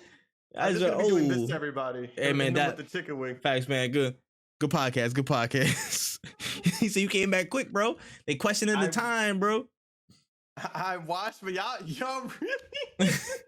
I'm telling y'all, it's right there, bro. That's wild, bro. That's wild. But yeah, on to this next topic here. So we actually had a content update this week. Speaking of revivals of games that have just been dormant, we have a content update this week from Turtle Rock, the team behind Back 4 Blood, as they announced the Tunnels of Terror DLC, bringing a brand new map, 2 new characters to use, which are named Cerise and Hang, new enemy types, weapons, gear, power cards, and more, with the DLC pack dropping April 12th next week for all platforms. So, I mean, Back 4 Blood is kind of back with some DLC, but is it too little too late? What's going on with them? How long has it been since Back 4 Blood? What was that, October? Like, October. The thing is, I hate being that guy who's like, yo, it's kind of too late for this shit, because new content is new content, especially if you like Back 4 Blood. I really do enjoy the game. It's really fun. And there's a lot of replayability. But the problem with it is that just like, once you played it, once you beat it, and you got the stuff that you did what you wanted to do, it's like, what's the point of it? You know, like what if you want to be a live service or you want your game to continue to sell, you got to have things ready. Or specifically, I feel like what hopefully happens in the future for games like Back 4 Blood or even Halo, like before you guys release, you shouldn't like release and then do stuff for the future. Like the days of that are like kind of gone. Long gone. Gone. Like Apex was one of the few games that was like I think that was the last game where they dropped and then they had a long period of time with like no new content. And they stopped that. They changed their model completely. You see them. They're seasons ahead of where they're dropping content for right now, because they know they need to have a consistency. And that should be the standard for all these games, I think, at this point now. If you want to have that longevity and success like an Apex in the community and to last this long, albeit, of course, Apex only been around for like what, two years now, two and a half years? Yeah. So 2019? Yeah, 2019, like 2 to 3. Like, yeah. But consistently at the top of leaderboards, beating out AAA title drops and all that stuff. It's still heavily in the discussion. It's still like arguably top one, like most played game on Twitch right now. Like, if you want that level of consistency, you have to have forward planning and foresight for the drops that you make. And again, this applies the same way to Back 4 Blood. I like Black 4 Blood when it dropped. Now, did I finish it all the way? Hell no, because it was hard as shit. Like, it was that, and I didn't have the whole squad with me the entire time, so I kind of lost interest. It fell off a little bit to me. Now, can I pick it back up? Absolutely. I would actually like to pick it back up at some point, but it's already like, okay, I can just kind of beat the main story and just kind of do my thing, whatever. The incentive to come back is lessened a little bit now for me. Yes. Like, okay, there's new content, there's new stuff, but it doesn't feel like, okay, what's my buy-in? What's my price for coming back in to like kind of re-download the game, the cost for doing all that stuff, organizing all these people to get back in the game and play and stuff like that? Like, is it really worth it? And that's the hardest mountain for people to climb, for games to climb, especially after people leave, after, you know, the content served their purpose, so they just haven't had anything new in a while. So for me, it might be a case of too little, too late, but I'm still open to playing it. I'm glad that they're dropping content. I'm not sure if this is free or not. I think it might be free, a free update. I don't think it is. If it I is think not, the map might be free, but the character might. I don't think the characters might be. yeah. If it's not, hold that, man. We good off that. You good? But thank you for your time. yeah, man. Appreciate you, dog. You know what I'm saying? Like, yeah, man. Shouts to that first level. You know what I'm saying? Got me through some real tough times. I really enjoy it. It's just you got to think about the genre. Like we have a lot of zombie shooters, and like if you want to really separate yourself, you guys did a good job of separating yourselves. But if you don't have anything else to give me after I beat it, like I just don't. I'm just gonna either go play another zombie shooter. I'm just gonna move on. It's not a genre that I've been itching to play. That's why like I really love Evolve, and I'm really sad that to see it go because I feel like they could remake it or like do something with it. Yeah. But because it's different, it was very different for its time. But like a zombie shooter, once you beat Back for Blood and you're like, man, I want to play more zombie, you can just go play like a bajillion other zombie games that we have. Like you could go back for Left 4 Dead, which was the game that they first made. Which is like and the sad thing of that this game is it's always going to be compared to the Left 4 Dead series, and the nostalgia factor versus the new. It's going to be so hard to fight against that because Left 4 Dead is such an iconic series to so many, and in Back 4 Blood again, like you're automatically going to have that comparison because it's the same core team essentially. And again, same premise and concept. So you're already up against the mountain, making it harder for yourself in terms of the content and, you know, not having that foresight and content drops. And again, the consistency is the name of the game. If you don't have that, that's where people drop off. That's where stuff gets, you know, that's where stuff goes left for you. So it is what it is on that front, bro. It's tough. It's tough to see, but my backlog's heavy enough, bro. I'm sorry. I got to get pushed back into priority. I'm sorry. If you're gonna be a multiplayer game and you want people to continuously play, you gotta bring things for people to continuously do. Like that's just kind of what it is. And I don't want people to be like killing themselves making content for these games, like pushing out, crunching or whatever. But I just feel like if y'all didn't have extra stuff ready, why not wait a little bit longer and be like, all right, cool. And then after 3 months, let people play, let people who didn't buy it, let a sale happen. It's like, all right, 3-4 months passed.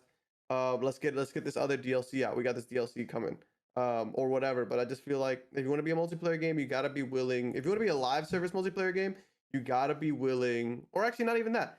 If you want to sell DLC, you gotta have it ready for when your game starts to get stale.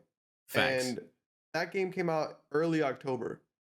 I don't even know when this DLC is dropping. Yeah, next week, April 12th. Oh, next week? Too late. I'm sorry. I've been way moved on. What? That's actually a good question in the chat. What does a perfect live service game look like to y'all? Perfect is a great question because it really depends on the game. That's very live true. Service. It depends on what the game, how many things you can do in said game. So if it's like a survival game where you have so many options and so many ways of playing, you don't need to update it as often as you would think. But a game like Back for Blood, where it's literally 2 game modes, you need a lot. You need to keep you got to think about it in terms of like, what's the replayability like? Well, you can do different builds in Back for Blood, cool, but is there anything outside of me going from point A to point B? No. What they could have did was do some procedurally generated stuff. That's always like an easy, cheap way of doing things. Like, hey, guess what? Like that's why Borderlands has a lot of replayability is because they have not a procedure. They have parts that are procedurally generated, but they also have like the slaughterhouses. Yeah, like that. It's like I want to grind loot. Rejuvenating lanes.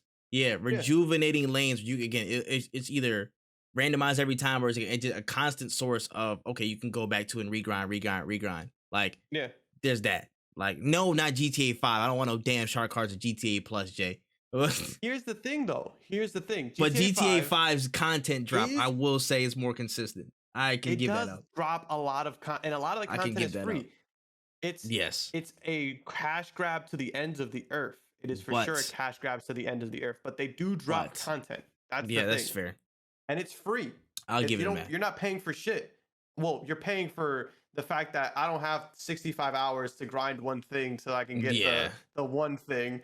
I'm gonna put money on it, but like they do drop shit. It sucks. I mean, but you also gotta think is like GTA doesn't even do that much different shit either, because all this shit is like a little variation.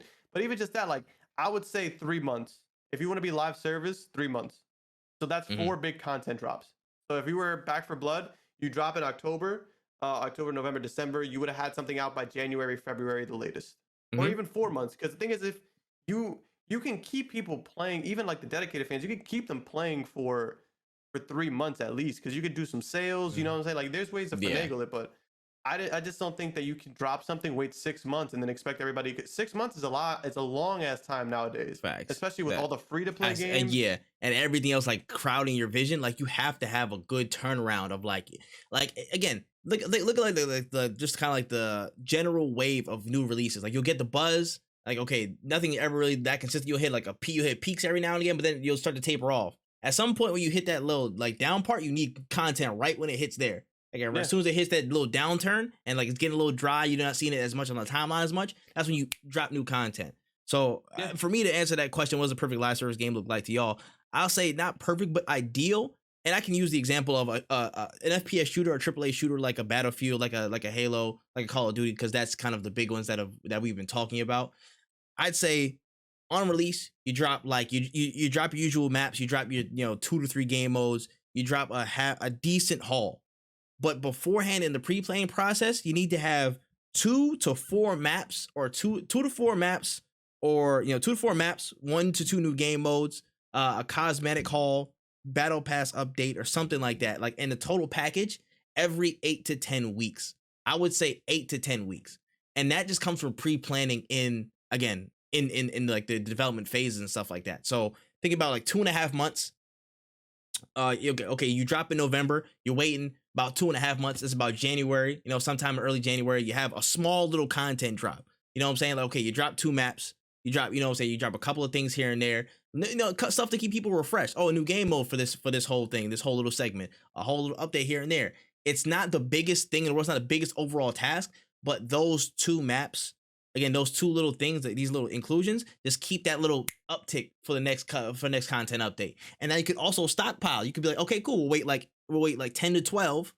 Oh yeah, we'll go 10 to 12 and go like a maximum of 3 months of a wait, and then we'll drop a bigger DLC pack on you for like maybe like 4 to 6 maps, and then we'll drop 4 to 6 maps, a whole new battle pass, a whole new set of cosmetics, 3 new game modes, a whole new bunch of like operators, and maybe a couple new guns and such. But I would say in terms of time period, the most ideal situation, I think, for a lot of these titles would be 8 to 12 weeks.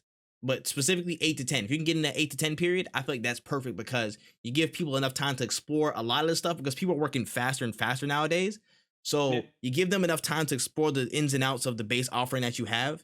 And then once that 8 to 10 weeks hits, okay, we're starting to see, we've seen everything. We're starting to see some of the same clips nowadays. Okay, blah, blah, blah. Oh, new shit. And then now that reinvigorates everybody all over again and keeps that consistency. You want linearity from period to period. So it's just having that timing down. I feel like 8 to 8 to 12 weeks is that sweet spot. Yeah. Even like, I want to say like Apex has it's their seasons are in 3 months, 3-month seasons. Halfway through the season's rank resets. So that's another game mode. And that's a map. Like, if you grind rank, you have another reason to come back. The split happens, so now it's time to go back and re-rank. You get events every season. There's at least one big event, but usually it's like 2 to 3. I want to say, like, you got little LTMs across depending on season and stuff like that. There's so much into it, and while Apex is not like the best of graces for me right now, of course not. But in terms of the content offering and the consistency in their rotation from season to season, they're doing it. They're one of the best people to do it right now, because if you're an Apex, again, main player, even if you don't, you're coming back to something relatively new. You have either it's a collection event or something like that. A collection event, if it's not, it's an LTM. If it's not an LTM, it's a new season. If it's not a new season, oh yeah, okay, there might be some little thing like updated here and there. Like, they just started teasing the new season, like I believe yesterday. I saw something on Reddit that was about, they started teasing the new season. So the train and the momentum never really stops. Then you can say that, okay, the people's hype varies depending on season and what they expected from last and stuff like that, but you can never say that Apex stops and really leaves anything to dry at all in terms of their content, in terms of their actual consistency. They remain very consistent with what they do. It's just the impact and the reception from the fans that vary sometimes, depending on the legend and depending on whatever it is. But that's how it should be for a lot of these multiplayer, a lot of these big AAA experiences. If you're a multiplayer, if you're an online game, you need to stick closer to that format where you have drops that are, again, 3 months and under. Like 2.5 to 3, again, is that sweet spot. And that's what keeps people engaged. You gotta really anticipate people's attention spans for certain games. You're only gonna be in there for so long. Like Elden Ring is gonna be in there for so long because it's a single player game. There's so much content to the game. You don't need to drop anything new for that for a long time. Like for them, it's an exception because like you don't even need to drop any DLC or anything for that. But like another, like again, from release to about 6 months, probably like 5 to 6 months, you don't even need to drop anything. Probably even more. Probably a little bit more. Like, but again, I'm speaking to the multiplayer case and the online case.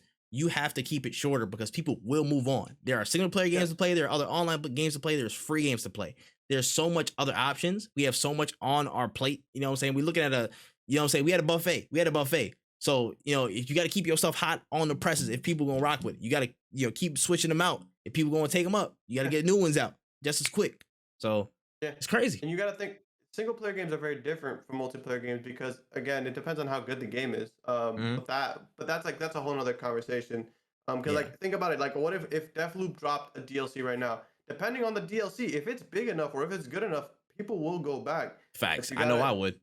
Yeah, you know what I'm saying? Like some people will go back, but like if you're not gonna drop something of substance, like, or if you want to be a multiplayer game and you're like, I want people to play this game all the time. Well, guess what? That's not a good thing for you because they're playing it all the time and they're finishing it. So what do you got? They know. Facts. All these developers know how long it takes to beat their games. They knew what was up with Back 4 Blood, and if they thought it was going to be so good that the replay value was going to be so great that people were going to keep going, that's why they waited so long. And it wasn't. They now and now other developers should see that Back 4 Blood is going back. Let's track those numbers and see what happens. Oh, people re-downloaded it. Cool. Then maybe we were wrong, and everybody did want to go back to play Back 4 Blood. If the numbers aren't as high as they expected, now they're like, all right, cool. Now we know for next time we're not dropping in October. We're gonna drop in January or February or whatever, and we're gonna have in 3 or 4 months we're gonna have more DLC, and it might keep people hooked in it. Because if you show me a game that consistently gets updates and consistently gets support, I might be more inclined to play because I don't want to spend $60 on a game or whatever that just going to be dead after I spend the $60, unless it's a good single player game. That's a fact, man. It's all about again, consistency. Well, I forgot what it was. It was like the easy part is getting here, or the easy part is getting the crown. The hard part is keeping it. Like that's real. That's real right there. Like the hardest part of getting somewhere and getting to success is keeping that status, or getting to the next level above it. And that's what a lot of these companies need to master now. Again, the landscape's changing. Gotta anticipate with it. That was a good conversation. Damn. All right, I was there. Yeah. I like that. But yeah, shout out to Back 4 Blood DLC dropping next week. On to this last topic. It's not anything. It's not news. The news is done for the week. Well, again, it was a really dry week, but it's a question. A very interesting question. As a lot of the Twitter world and stuff is talking about cancelable takes. I have found it upon myself to actually ask the question here on No Cooldown. What is your cancelable gaming take? Now I'm pretty sure the thread's been established on Twitter. I do not care because that shit don't matter. We gonna ask it where it matters, and that's here. Facts. This shit ain't Twitter. We gonna ask it where it matters, and what matters is the No Cooldown podcast. So we gonna ask you, what is your cancelable gaming take? There's so many. Don't steal mine. Don't steal mine. I know there's already one that we've talked about before on this podcast, of course.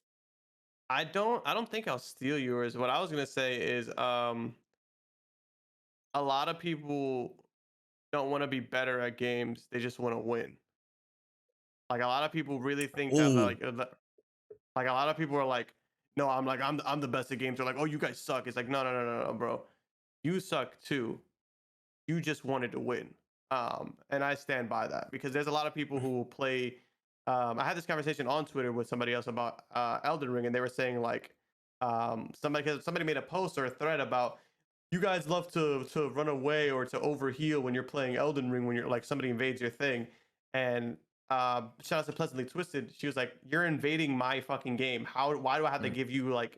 Why am I not being rude? Why do I have why to you not playing? Why am I playing by your rules when you invaded my world? Me, you know what I'm saying? So I was just like, Yeah, a lot of, and I think we talked about it, and I can't remember. I think she said it, but it was like somebody else in that thread said it, but they were saying like a lot of people don't want skill-based matchmaking, and I was like, yeah, and that's something even in Elden Ring, a lot of the Elden Ring community is like, you guys don't really want to play hard games because if you would, or to be good gamers, because if you wanted to be a good gamer, you would play a competitive game. You would play something like Tekken. You would play something like fucking Street Fighter. You would play something like Apex.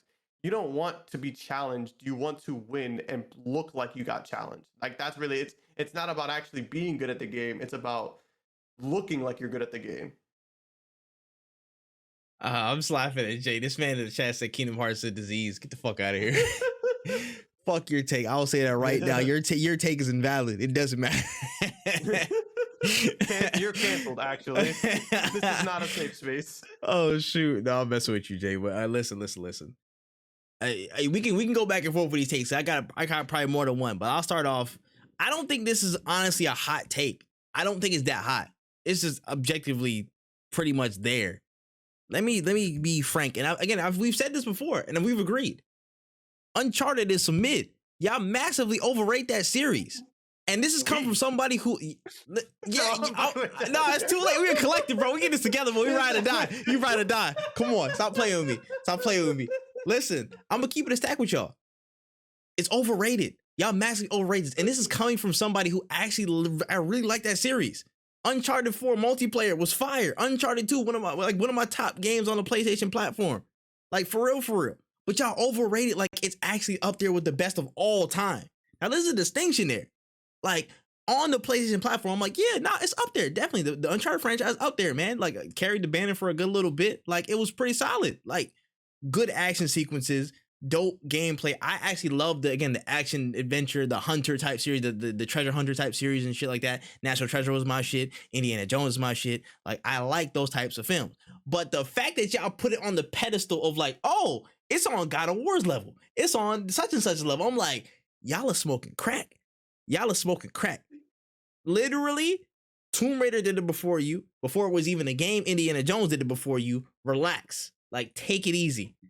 Nick Cage did it before you, bro. I'm pretty sure National Treasure came out before Uncharted. So let's not act like this is like, again, let's not act like it's gospel, because it's not. Uncharted is literally like, it's some decent mid. It's an enjoyable franchise, but it's not, it can't even crack top 20, maybe top 25 franchise of all time. It probably doesn't even crack that. Oh, franchises, that's all right. I'm gonna keep it a buck. If you list out all the franchises, I might actually do this like one day. If you list out all the franchises of all, you, by the way. Yeah, no. I'm just saying. I'm not disagreeing. I'm trying to think. Yeah, you're. I'm just putting. If you go down the top to like any 25 game franchises of all time, I can think of like 10. Like, you know what I'm saying, off the top of my head. I'm not gonna say it now, but like automatically it's not in the top 10 because it's already 10 solidly in front of it. And if I think hard enough and do more research, there's gonna be a bunch of games that are literally on paper way more impactful and way better than Uncharted. It doesn't even crack top 25. It's overrated, but it's still enjoyable. So just enjoy it, y'all. Don't put it on top because it's not gonna make it that far. I promise you. That's one. That's not bad. No, you're not wrong. I'm not gonna sit here like I can't sit here and defend Uncharted because there's a lot of them. There's a lot of the game that I was like, and a lot of the games there's always parts where I'm just like, yeah, we could have skipped this. Even in 4, which was arguably my favorite one of all of them, I was just like, we could have moved past this. Factual. Nintendo does not love their fans. I don't even think it could get canceled. Yeah, I don't even think that's I don't even think that's a take. I don't even think that's a hot take, bro. I'm not even gonna lie to you.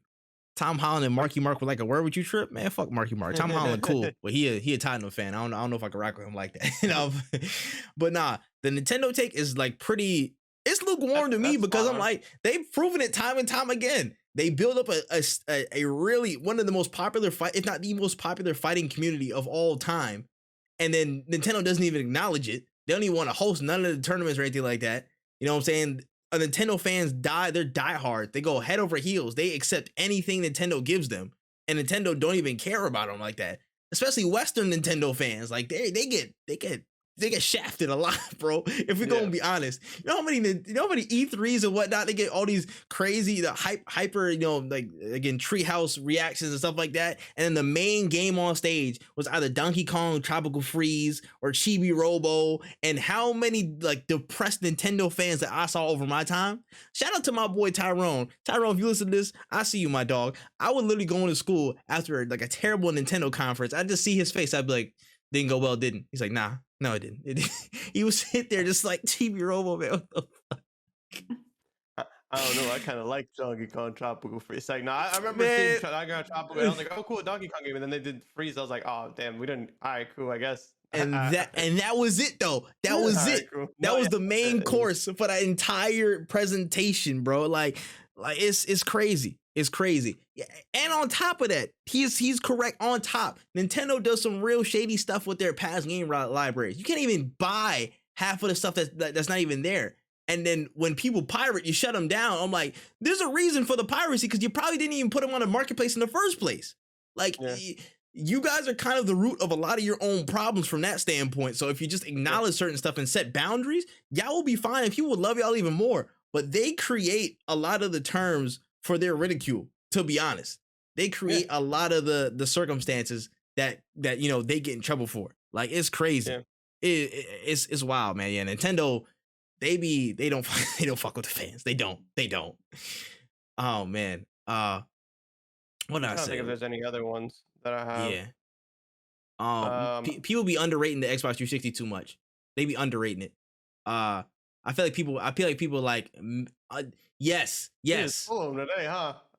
Now listen, I'm just saying the Xbox 360 should be rated higher as a console. Maybe I'm seeing maybe it's younger heads or whatever on Twitter or whatever, and make me sound like I'm old as shit. But like, Xbox 360 should have been rated higher. Xbox 360 is a top console. It's a top console of all time. Like, I'm not saying it's top one, but it's up there. It's up there in that conversation. You could argue it to be like a top 5. You could argue it to be a top 5, even the top 4 or 3. I'm gonna be honest. Top 4 or 3. I'm gonna be honest, bro. Xbox 360 was they actually set up so much stuff for online play, party chats, accessibility. Like, come on now. PlayStation was not having half of the stuff that Xbox 360 had in terms of features, compatibility, all that stuff. Xbox 360 was rocking. They was rocking for a good while too. Halo 3, Gears, all that, like, and they was like coming out, Fable, like they was actually turning up. They was turning up Xbox 360 times. You cannot deny that Xbox 360 was like, it was one of them ones. It was one of them ones, and nobody can deny that. Nobody can. I'm not no Xbox shill or nothing like that, but I'm saying it was crazy, and it deserves to be up there. It deserves this clout as one of the best consoles of all time. I will say that. Oh man. Like, I like, the thing is, like, I don't have too many crazy ones because, like, I always just feel like, and that's not even like I agree with most mainstream stuff, but I don't really think of anything like insane. The only thing I can think of is like Crash Bandicoot is for sure overrated. Yes, I love this. I love this one. Go ahead, bro. Crash Bandicoot is 1000% overrated, and the reason I say this is because there's like games on the PlayStation 1 that were like insanely better. Like, you have crazy games on PlayStation 1, and they're just like, oh no, the Bandicoot is the one, and it's mostly just because it's a mascot. Same thing with Spyro. I don't really like Spyro either. I was just like it's cool, but it's also just like Spyro.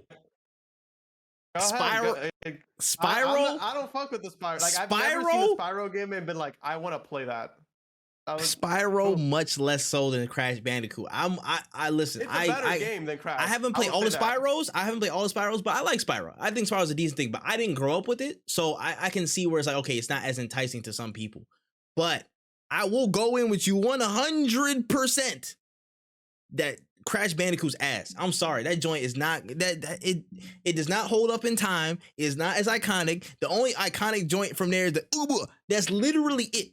I'm sorry. Crash Bandicoot's not that hot. I'm sorry. I'm going in on, this is gonna make me look like a PlayStation hater, bro. I know. An Xbox shill, and then I'm 3 back-to-back slanderous statements about things that are PlayStation related. They go get me. Oh shit. Oh shoot, bro! I'm gonna see hella Sony ponies at my door. Bro's about to be a rap for me, nigga. Nah. At me, kid Swoop. Oh shit, this is crazy. Oh no, this is funny as hell, bro. Now I wish that Phil Spencer check would clear. Listen, this I wouldn't even have this hoodie on. I would have put on some Halo, bro. I would have took out the old ass wallet. I'm like, listen, man. I'm just saying that I didn't like Crash Bandicoot, and I don't think it's that great of a franchise, except for Crash Team Racing. Crash Team Racing was actually pretty good. I like Crash Team Racing, but that's that. Dang. What else, man? What else? There's got to be some other ones in there. I did not see Master Chief's ass. I still gotta watch the show, but yeah, apparently he booty butt ass naked in that show. That's not a cancelable gaming take as much as. All right, I guess so. That's an interesting choice. Interesting choice, Spielberg. Okay. Nah, I really can't think of anything. I thought you were gonna go with the easy mode, the difficulty thing. Oh, because I don't think that's a fucking hot take at all. I think every game deserves an easy mode. I can't see that shit as a hot take or a cancelable take. I don't think that shit's and like it's not. It's not. But to the general consensus of the gaming, I guess the gaming community, a lot of weirdos think it is a cancelable and hot take. You're gonna cancel me for an easy mode? Like that's what's so crazy. Is like I don't even think it's a hot take. Okay, it's more hot. I wouldn't say you wouldn't get canceled over it, but they will give you shit. Well, I get what you're saying, but like I just like that shit is so out of left field for me. Like if you really think that shit, a more cancelable take would be like I think every game should have the walkthrough built into the game. Like I think that should be a fucking thing personally. And the reason I say that is because there's no reason. I think every game should have a walkthrough or cheats or whatever. And it's simple because some of us don't got fucking 80 million hours to find every single individual thing for something. Elden Ring or any fucking big RPG. Like you really think I got time? Like think about it if you were playing Skyrim, right? And you wanted to find all those beacons that are in the game, the like collectible whatever the fucks, and there's like 56 or whatever in the game. Imagine if you try to do that shit without a walkthrough. How much time do you think you're gonna lose on that? Like I was playing a game the other day and I was like, I gotta look at a fucking walkthrough to get through this. I was playing Tunic and I missed something. And I'm like, wow, if I didn't walk through this area again, I would have never grabbed this fucking awesome spell that I can now use to get further in the game. Why is that being gate kept? You know, I don't see it. That's fair. It just doesn't make sense. That's fair. I just wanted to respond to dude. No, you're fine. Like I don't see as accessibility or making shit easy as a fucking in a something that's supposed to be fun and supposed to be an enjoyable experience. Like I don't see how making that experience easier for yourself is a bad thing ever. Yeah, I see that. Honestly, I kind of agree with that. For me, it's just kind of like okay, people who disagree might be, I guess, indoctrinated by the status quo. You don't usually get those types of, I guess, assurances. So it's like, okay, it is what it is. I've learned to adapt in this environment, so therefore it must be the standard always. But it might not always have to be the case. You know, it doesn't always have to be the case in that sense. So I can see where you're coming from on that. I forgot about this one. Damn, this is gonna make me look crazy on this. Oh shoot. Yeah, Red Dead Redemption 2 is overrated, y'all. Come on. I'm sorry, y'all. Red Dead Redemption 2 is overrated. Come on. When do you want to take this one? I'm not saying I don't want to take this one. That you said it. You take it. I'm not taking this one. I just saw his face. I saw his face. A good game. Nah, listen. I'm not saying it's a bad game. I'm not saying it's even a good game. It's actually a pretty great game. I'm just saying people are hailing it as like one of the greatest joints of like ever in existence in perpetuity. I'm like, bro, for me personally, I played through all Red Dead Redemption 2. I think it was actually a great game, but to say to the extents and depths that I've seen it portrayed as, again, I'm just like, okay, to me, it might not have been the best game of all time. I don't think so. I think people overrate it. I feel like the extremes of certain fans take it to astronomical heights, and I'm like, come on now, like Red Dead Redemption 2 is not like, I don't know. I'm just saying people just took it to a whole extreme level where I think like, come on. I don't know. It might be the fandom that take it further for me. It might be the fandom that take it further than what it should be. But I think it's a great game personally. But like, is it, again, they was like, yo, Like, don't even release no more games no more. This is it. This is the pinnacle. I'm like, damn, nigga, like no more. Like this is it. Like at all. I don't know. I understand where you're coming from because fandoms have ruined things for me. Hmm. I think that game is amazing. I will say this: I haven't beat it, mostly because it's so massive. But I also have it on my PS4, and that's the main reason I haven't beat it. Like I've thought about buying it on PC, but I'm not paying $40 for it. But I think it's an amazing game. I can't. You might be on your own on this one, bro.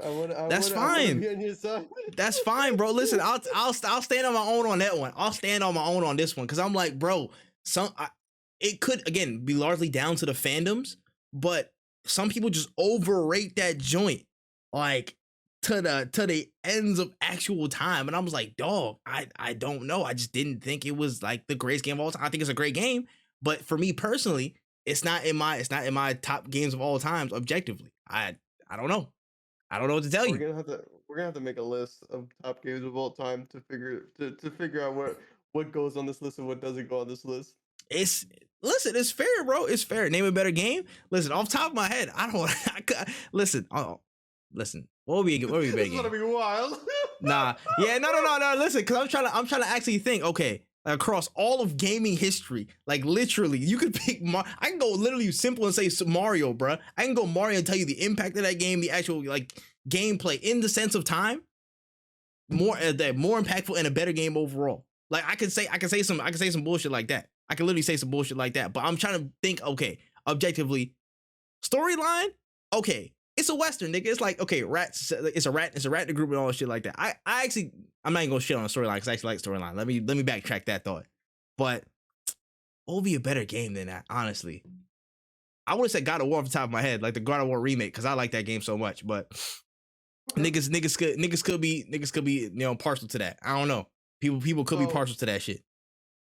So ThatManTripp, I noticed you mentioned graphics. I wouldn't put that in terms of like what makes it a better game. Honestly, I can name you one game that's better, and I think everybody would agree. Witcher 3 for sure. Witcher 3 for sure beats. There it is. Don't act like you said it, bro. Don't. Nah, I did it. Nah, he's now in the argument. He's now part of it. He's agreed. Witcher 3 is a better game. Thank you, podcast partner WenEazy, baby. We got him. But Red Dead 2 is arguably it's really good. It's really good. I will agree that I don't even know if I would put it in my top 10 games of all time list. But that's personal. I don't know if it would crack that. Yeah. But I think Witcher 3 or even I personally would put Metal Gear Solid 5 over Red Dead 2, but that's also like I'm a huge That's personal preference. Fan. Yeah. Personally, I don't think it's bad to say that you don't think that game is as amazing as people are saying it is. And in a sense, again, that's what I'm saying. Overrated. I'm not saying that the game is ass or anything like that, because I still think it's actually a pretty great game. But the fact that people like again took it to like the OD ends of the earth. Like me personally, I think Red Dead 1's better than Red Dead 2, but that's just me. You're smoking. You're actually wrong. That's my you're wrong. No, you're wrong, bro. I like the story more. I like John Marston's whole shit more. That was just me. That's just me. But that's my personal preference because of what I played off of both. I understood the shit. I thought it was both of them are again great games, but I just think off of certain things, like again, my personal preference, and especially down to the storylines, the story beats, I liked that side more. I liked it, but that's just my shit. I respect it. That's my boy had the 6-shooter right there. He's like, what do you mean Red Dead 1? And ThatManTripp, I can explain why I like 5 more than Red Dead 2, but I don't even know if we have that kind of a time. But it's mostly not necessarily because of story. Graphics, honestly, I feel like it's really kind of on par. Red Dead 2 has better like small details and like there's a lot of details in the shit. But I liked Metal Gear Solid's gameplay loop, and it's not really creative because you're not really creating shit. You're kind of just upgrading shit. But I like Metal Gear Solid 5 over Red Dead 2 because like. And the thing is, when I first played Red Dead 2, I sat in a chair and played it for 6 hours straight, no breaks, nothing. Like I literally sat there and played it nonstop. But I like 5 just because I just like the game more. It's just more fun for me. But you can't compare a Western game to a game where you have a fist that shoots like a missile. Like it's two completely different things. I don't even like Yeah, comparing games, to be honest with you, like that. The I reason I feel said you. Witcher 3 is because it's a similar Yeah, kind of it's a scope. gameplay kind of style. Again, like Yeah. horseback, same kind, roughly, Yeah. I guess, rough setting. It's not like technologically based like And that. yeah, and even Like, then, like you have Witcher kind of has the edge of being an RPG and being you can control the story more than you can do it in Red Dead 2, but I would put Witcher up there. But again, it's all really subjective. All this shit is really subjective mm. at the end of the Oh day. yeah, oh yeah. Also forgot.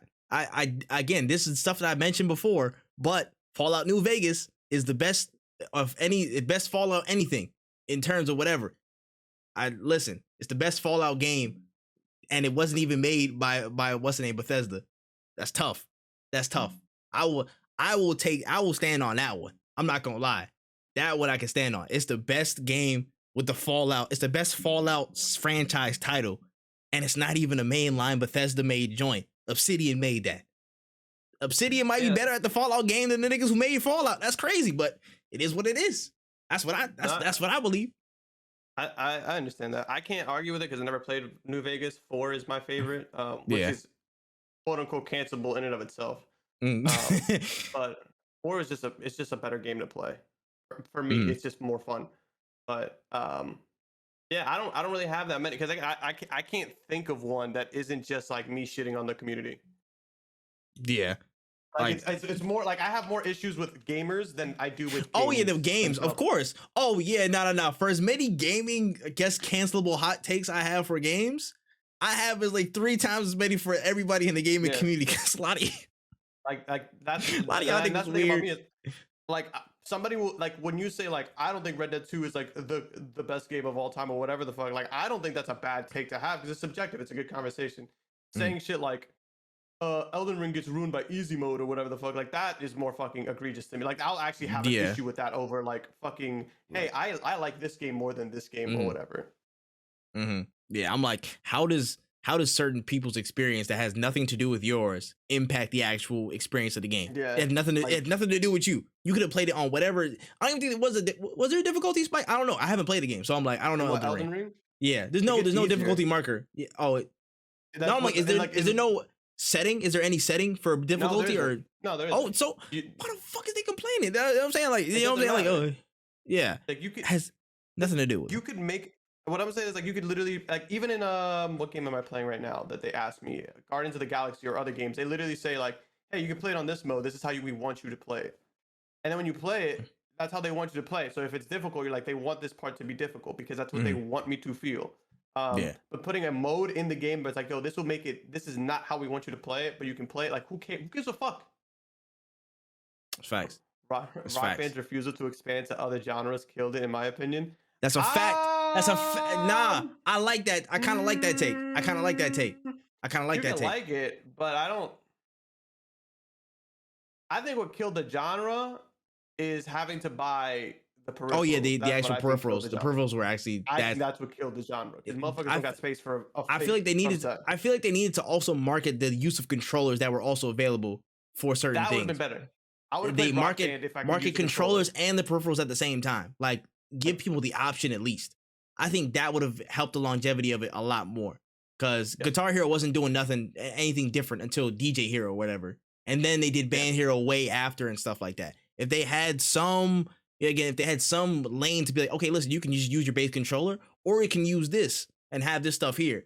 That opens up the lane for so many more people who have access to it. And again, it's just the accessibility thing. Because you offered it to so many niche people who are able to buy that stuff, that means you have that much fewer of an audience. So you just kind of price yourself out with that shit. For sure. They targeted, and that's why I was like not surprised when it's all like mostly Rock Band shit, because it's like they didn't target like they didn't do a lot of shit because you can't, like, you can use guitars and like there's a lot of guitars and like drums, especially drums. There's a lot of drums in hip hop.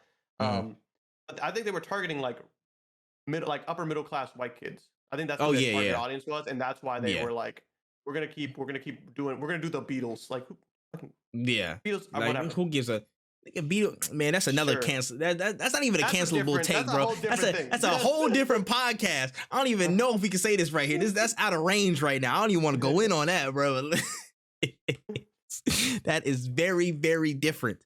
But yeah, man, I loved Rock Band and stuff. If they would have had it for like rap songs and stuff, like just let us rap over them, bro, I would have been going crazy. I would have been going crazy. Like, oh man, I low key do miss those games. I actually miss those games. Games are good. Like my friend had one in college and he brought it and I was like, I didn't know that they had peripherals for this shit. So this day, like, I was like, I thought this was supposed to be only PS2 era. And I was like, no, there's shit for the PS3. I was like, oh, I didn't know. That's a Rock Band, but that shit, the way licensing and music and shit works in video games nowadays, I don't think we'll ever see another game similar to that. Yeah, nah, it's bad. It's bad. They couldn't even find, like, you saw having the Twitch sings. Them boys got them shits out of there quick. They just let. We had Fuser, which is a great game, but like, have you heard from them, motherfucker? I have the game and I haven't heard shit from them in a long time, and I thought I was gonna be the game that comes back, you know. It's too much. It's too much stuff you get wrapped in on, bro. The game it's a lot more complicated now. I remember like PS2 shit like SingStar. I remember we had that in the house and we were just playing from there. I'm like, it was way simpler to implement that stuff back then because you probably get a flat rate for this many songs or whatever, and then cool. You know what I'm saying? Or at least you paid this amount to get them in. But now that games are that much bigger and they're gonna be, you know, in the public eye, it's royalties, it's all this other stuff, licensing, and like, okay, it's a new source that they popped up from. What the hell? We never heard of this before. It's not registered. How the hell are we gonna get paid for this? That's a lot of hoops.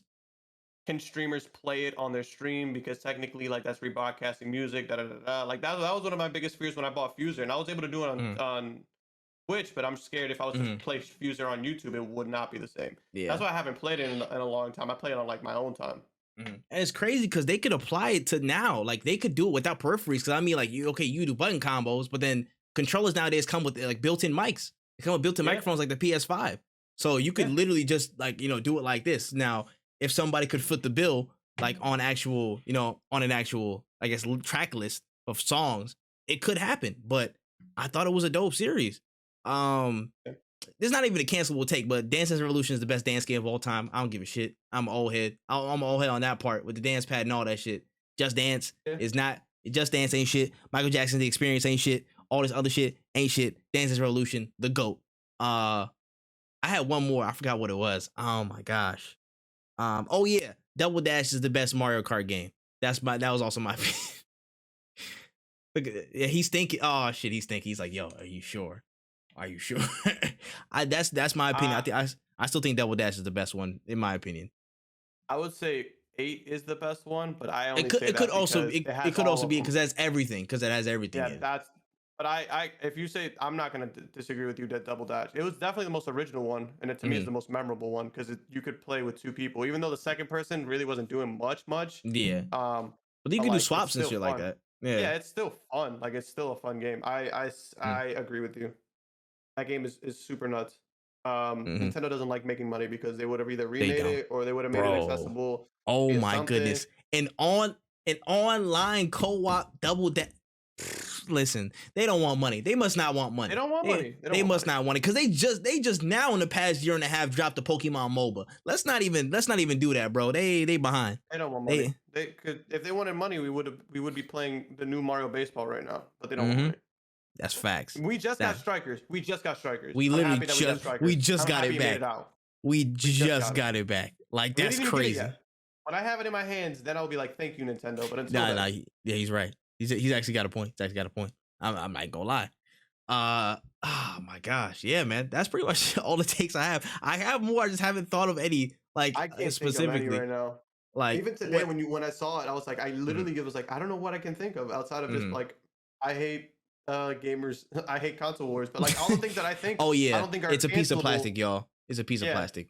Like I don't think it's cancelable. Like maybe no, I can't think of anything that I'm just like. Yeah, everybody around me would disagree and be like, "You're wrong for that." Yeah, nah, I think we got a couple in there. I think we got enough for the podcast. For sure. All right, but yeah, that's all I got on the notes today. That's all the takes. That's all the news. That's all the stuff we got. It's a pretty dry week, but we managed to turn out a good episode, I think. So yeah, any closing notes, anything we might have missed from this past week, my friend Wen? Try to go play Gundam Evolution. That shit's gas. Facts. If you still can, request access on the Steam page, man. Because I'm about to go cook some food, and after that, I'm getting right on it. Yeah. I was gonna stream it after this, but I'm definitely just gonna play it on my. I'm literally gonna play this like in Discord or something because I was gonna stream, but I'm like, Yeah, I might. In peace. Yeah, I might stream it because I've literally have not streamed all week. I'm gonna be on tomorrow and probably Sunday, but still, it might be nice to at least stream for a little bit. I don't know. I gotta record some gameplay for this shit anyways, but we'll see. Yeah. We'll see. Yeah. Any closing notes, Wen, before we get on out of here? And now drink some water and make sure you save up some money because I feel like we're gonna see some big announcements coming soon. On everything, man. Save it. Save your money up. Any missing news for me? Nah, not really. Just keep on doing what you're doing for all the people out there. You know what I'm saying? All my niggas in the struggle.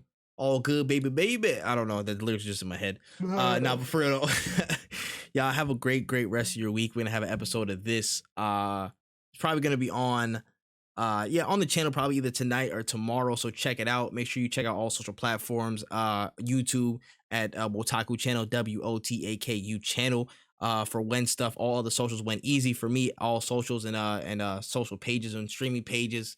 ThatManTripp, you just look me up, make sure it's 2 P's in there like a Pokemon move, make sure it's all up there. And otherwise, man, listen, drink your water, tell people you love them, make sure you walk outside, get some sunlight, you know what I'm saying, get your vitamins in there. And if you hold any of these takes against me, y'all don't shower, so make sure you go take a shower as well. So yeah, listen, we love y'all. No Cooldown episode 17. We are out of there.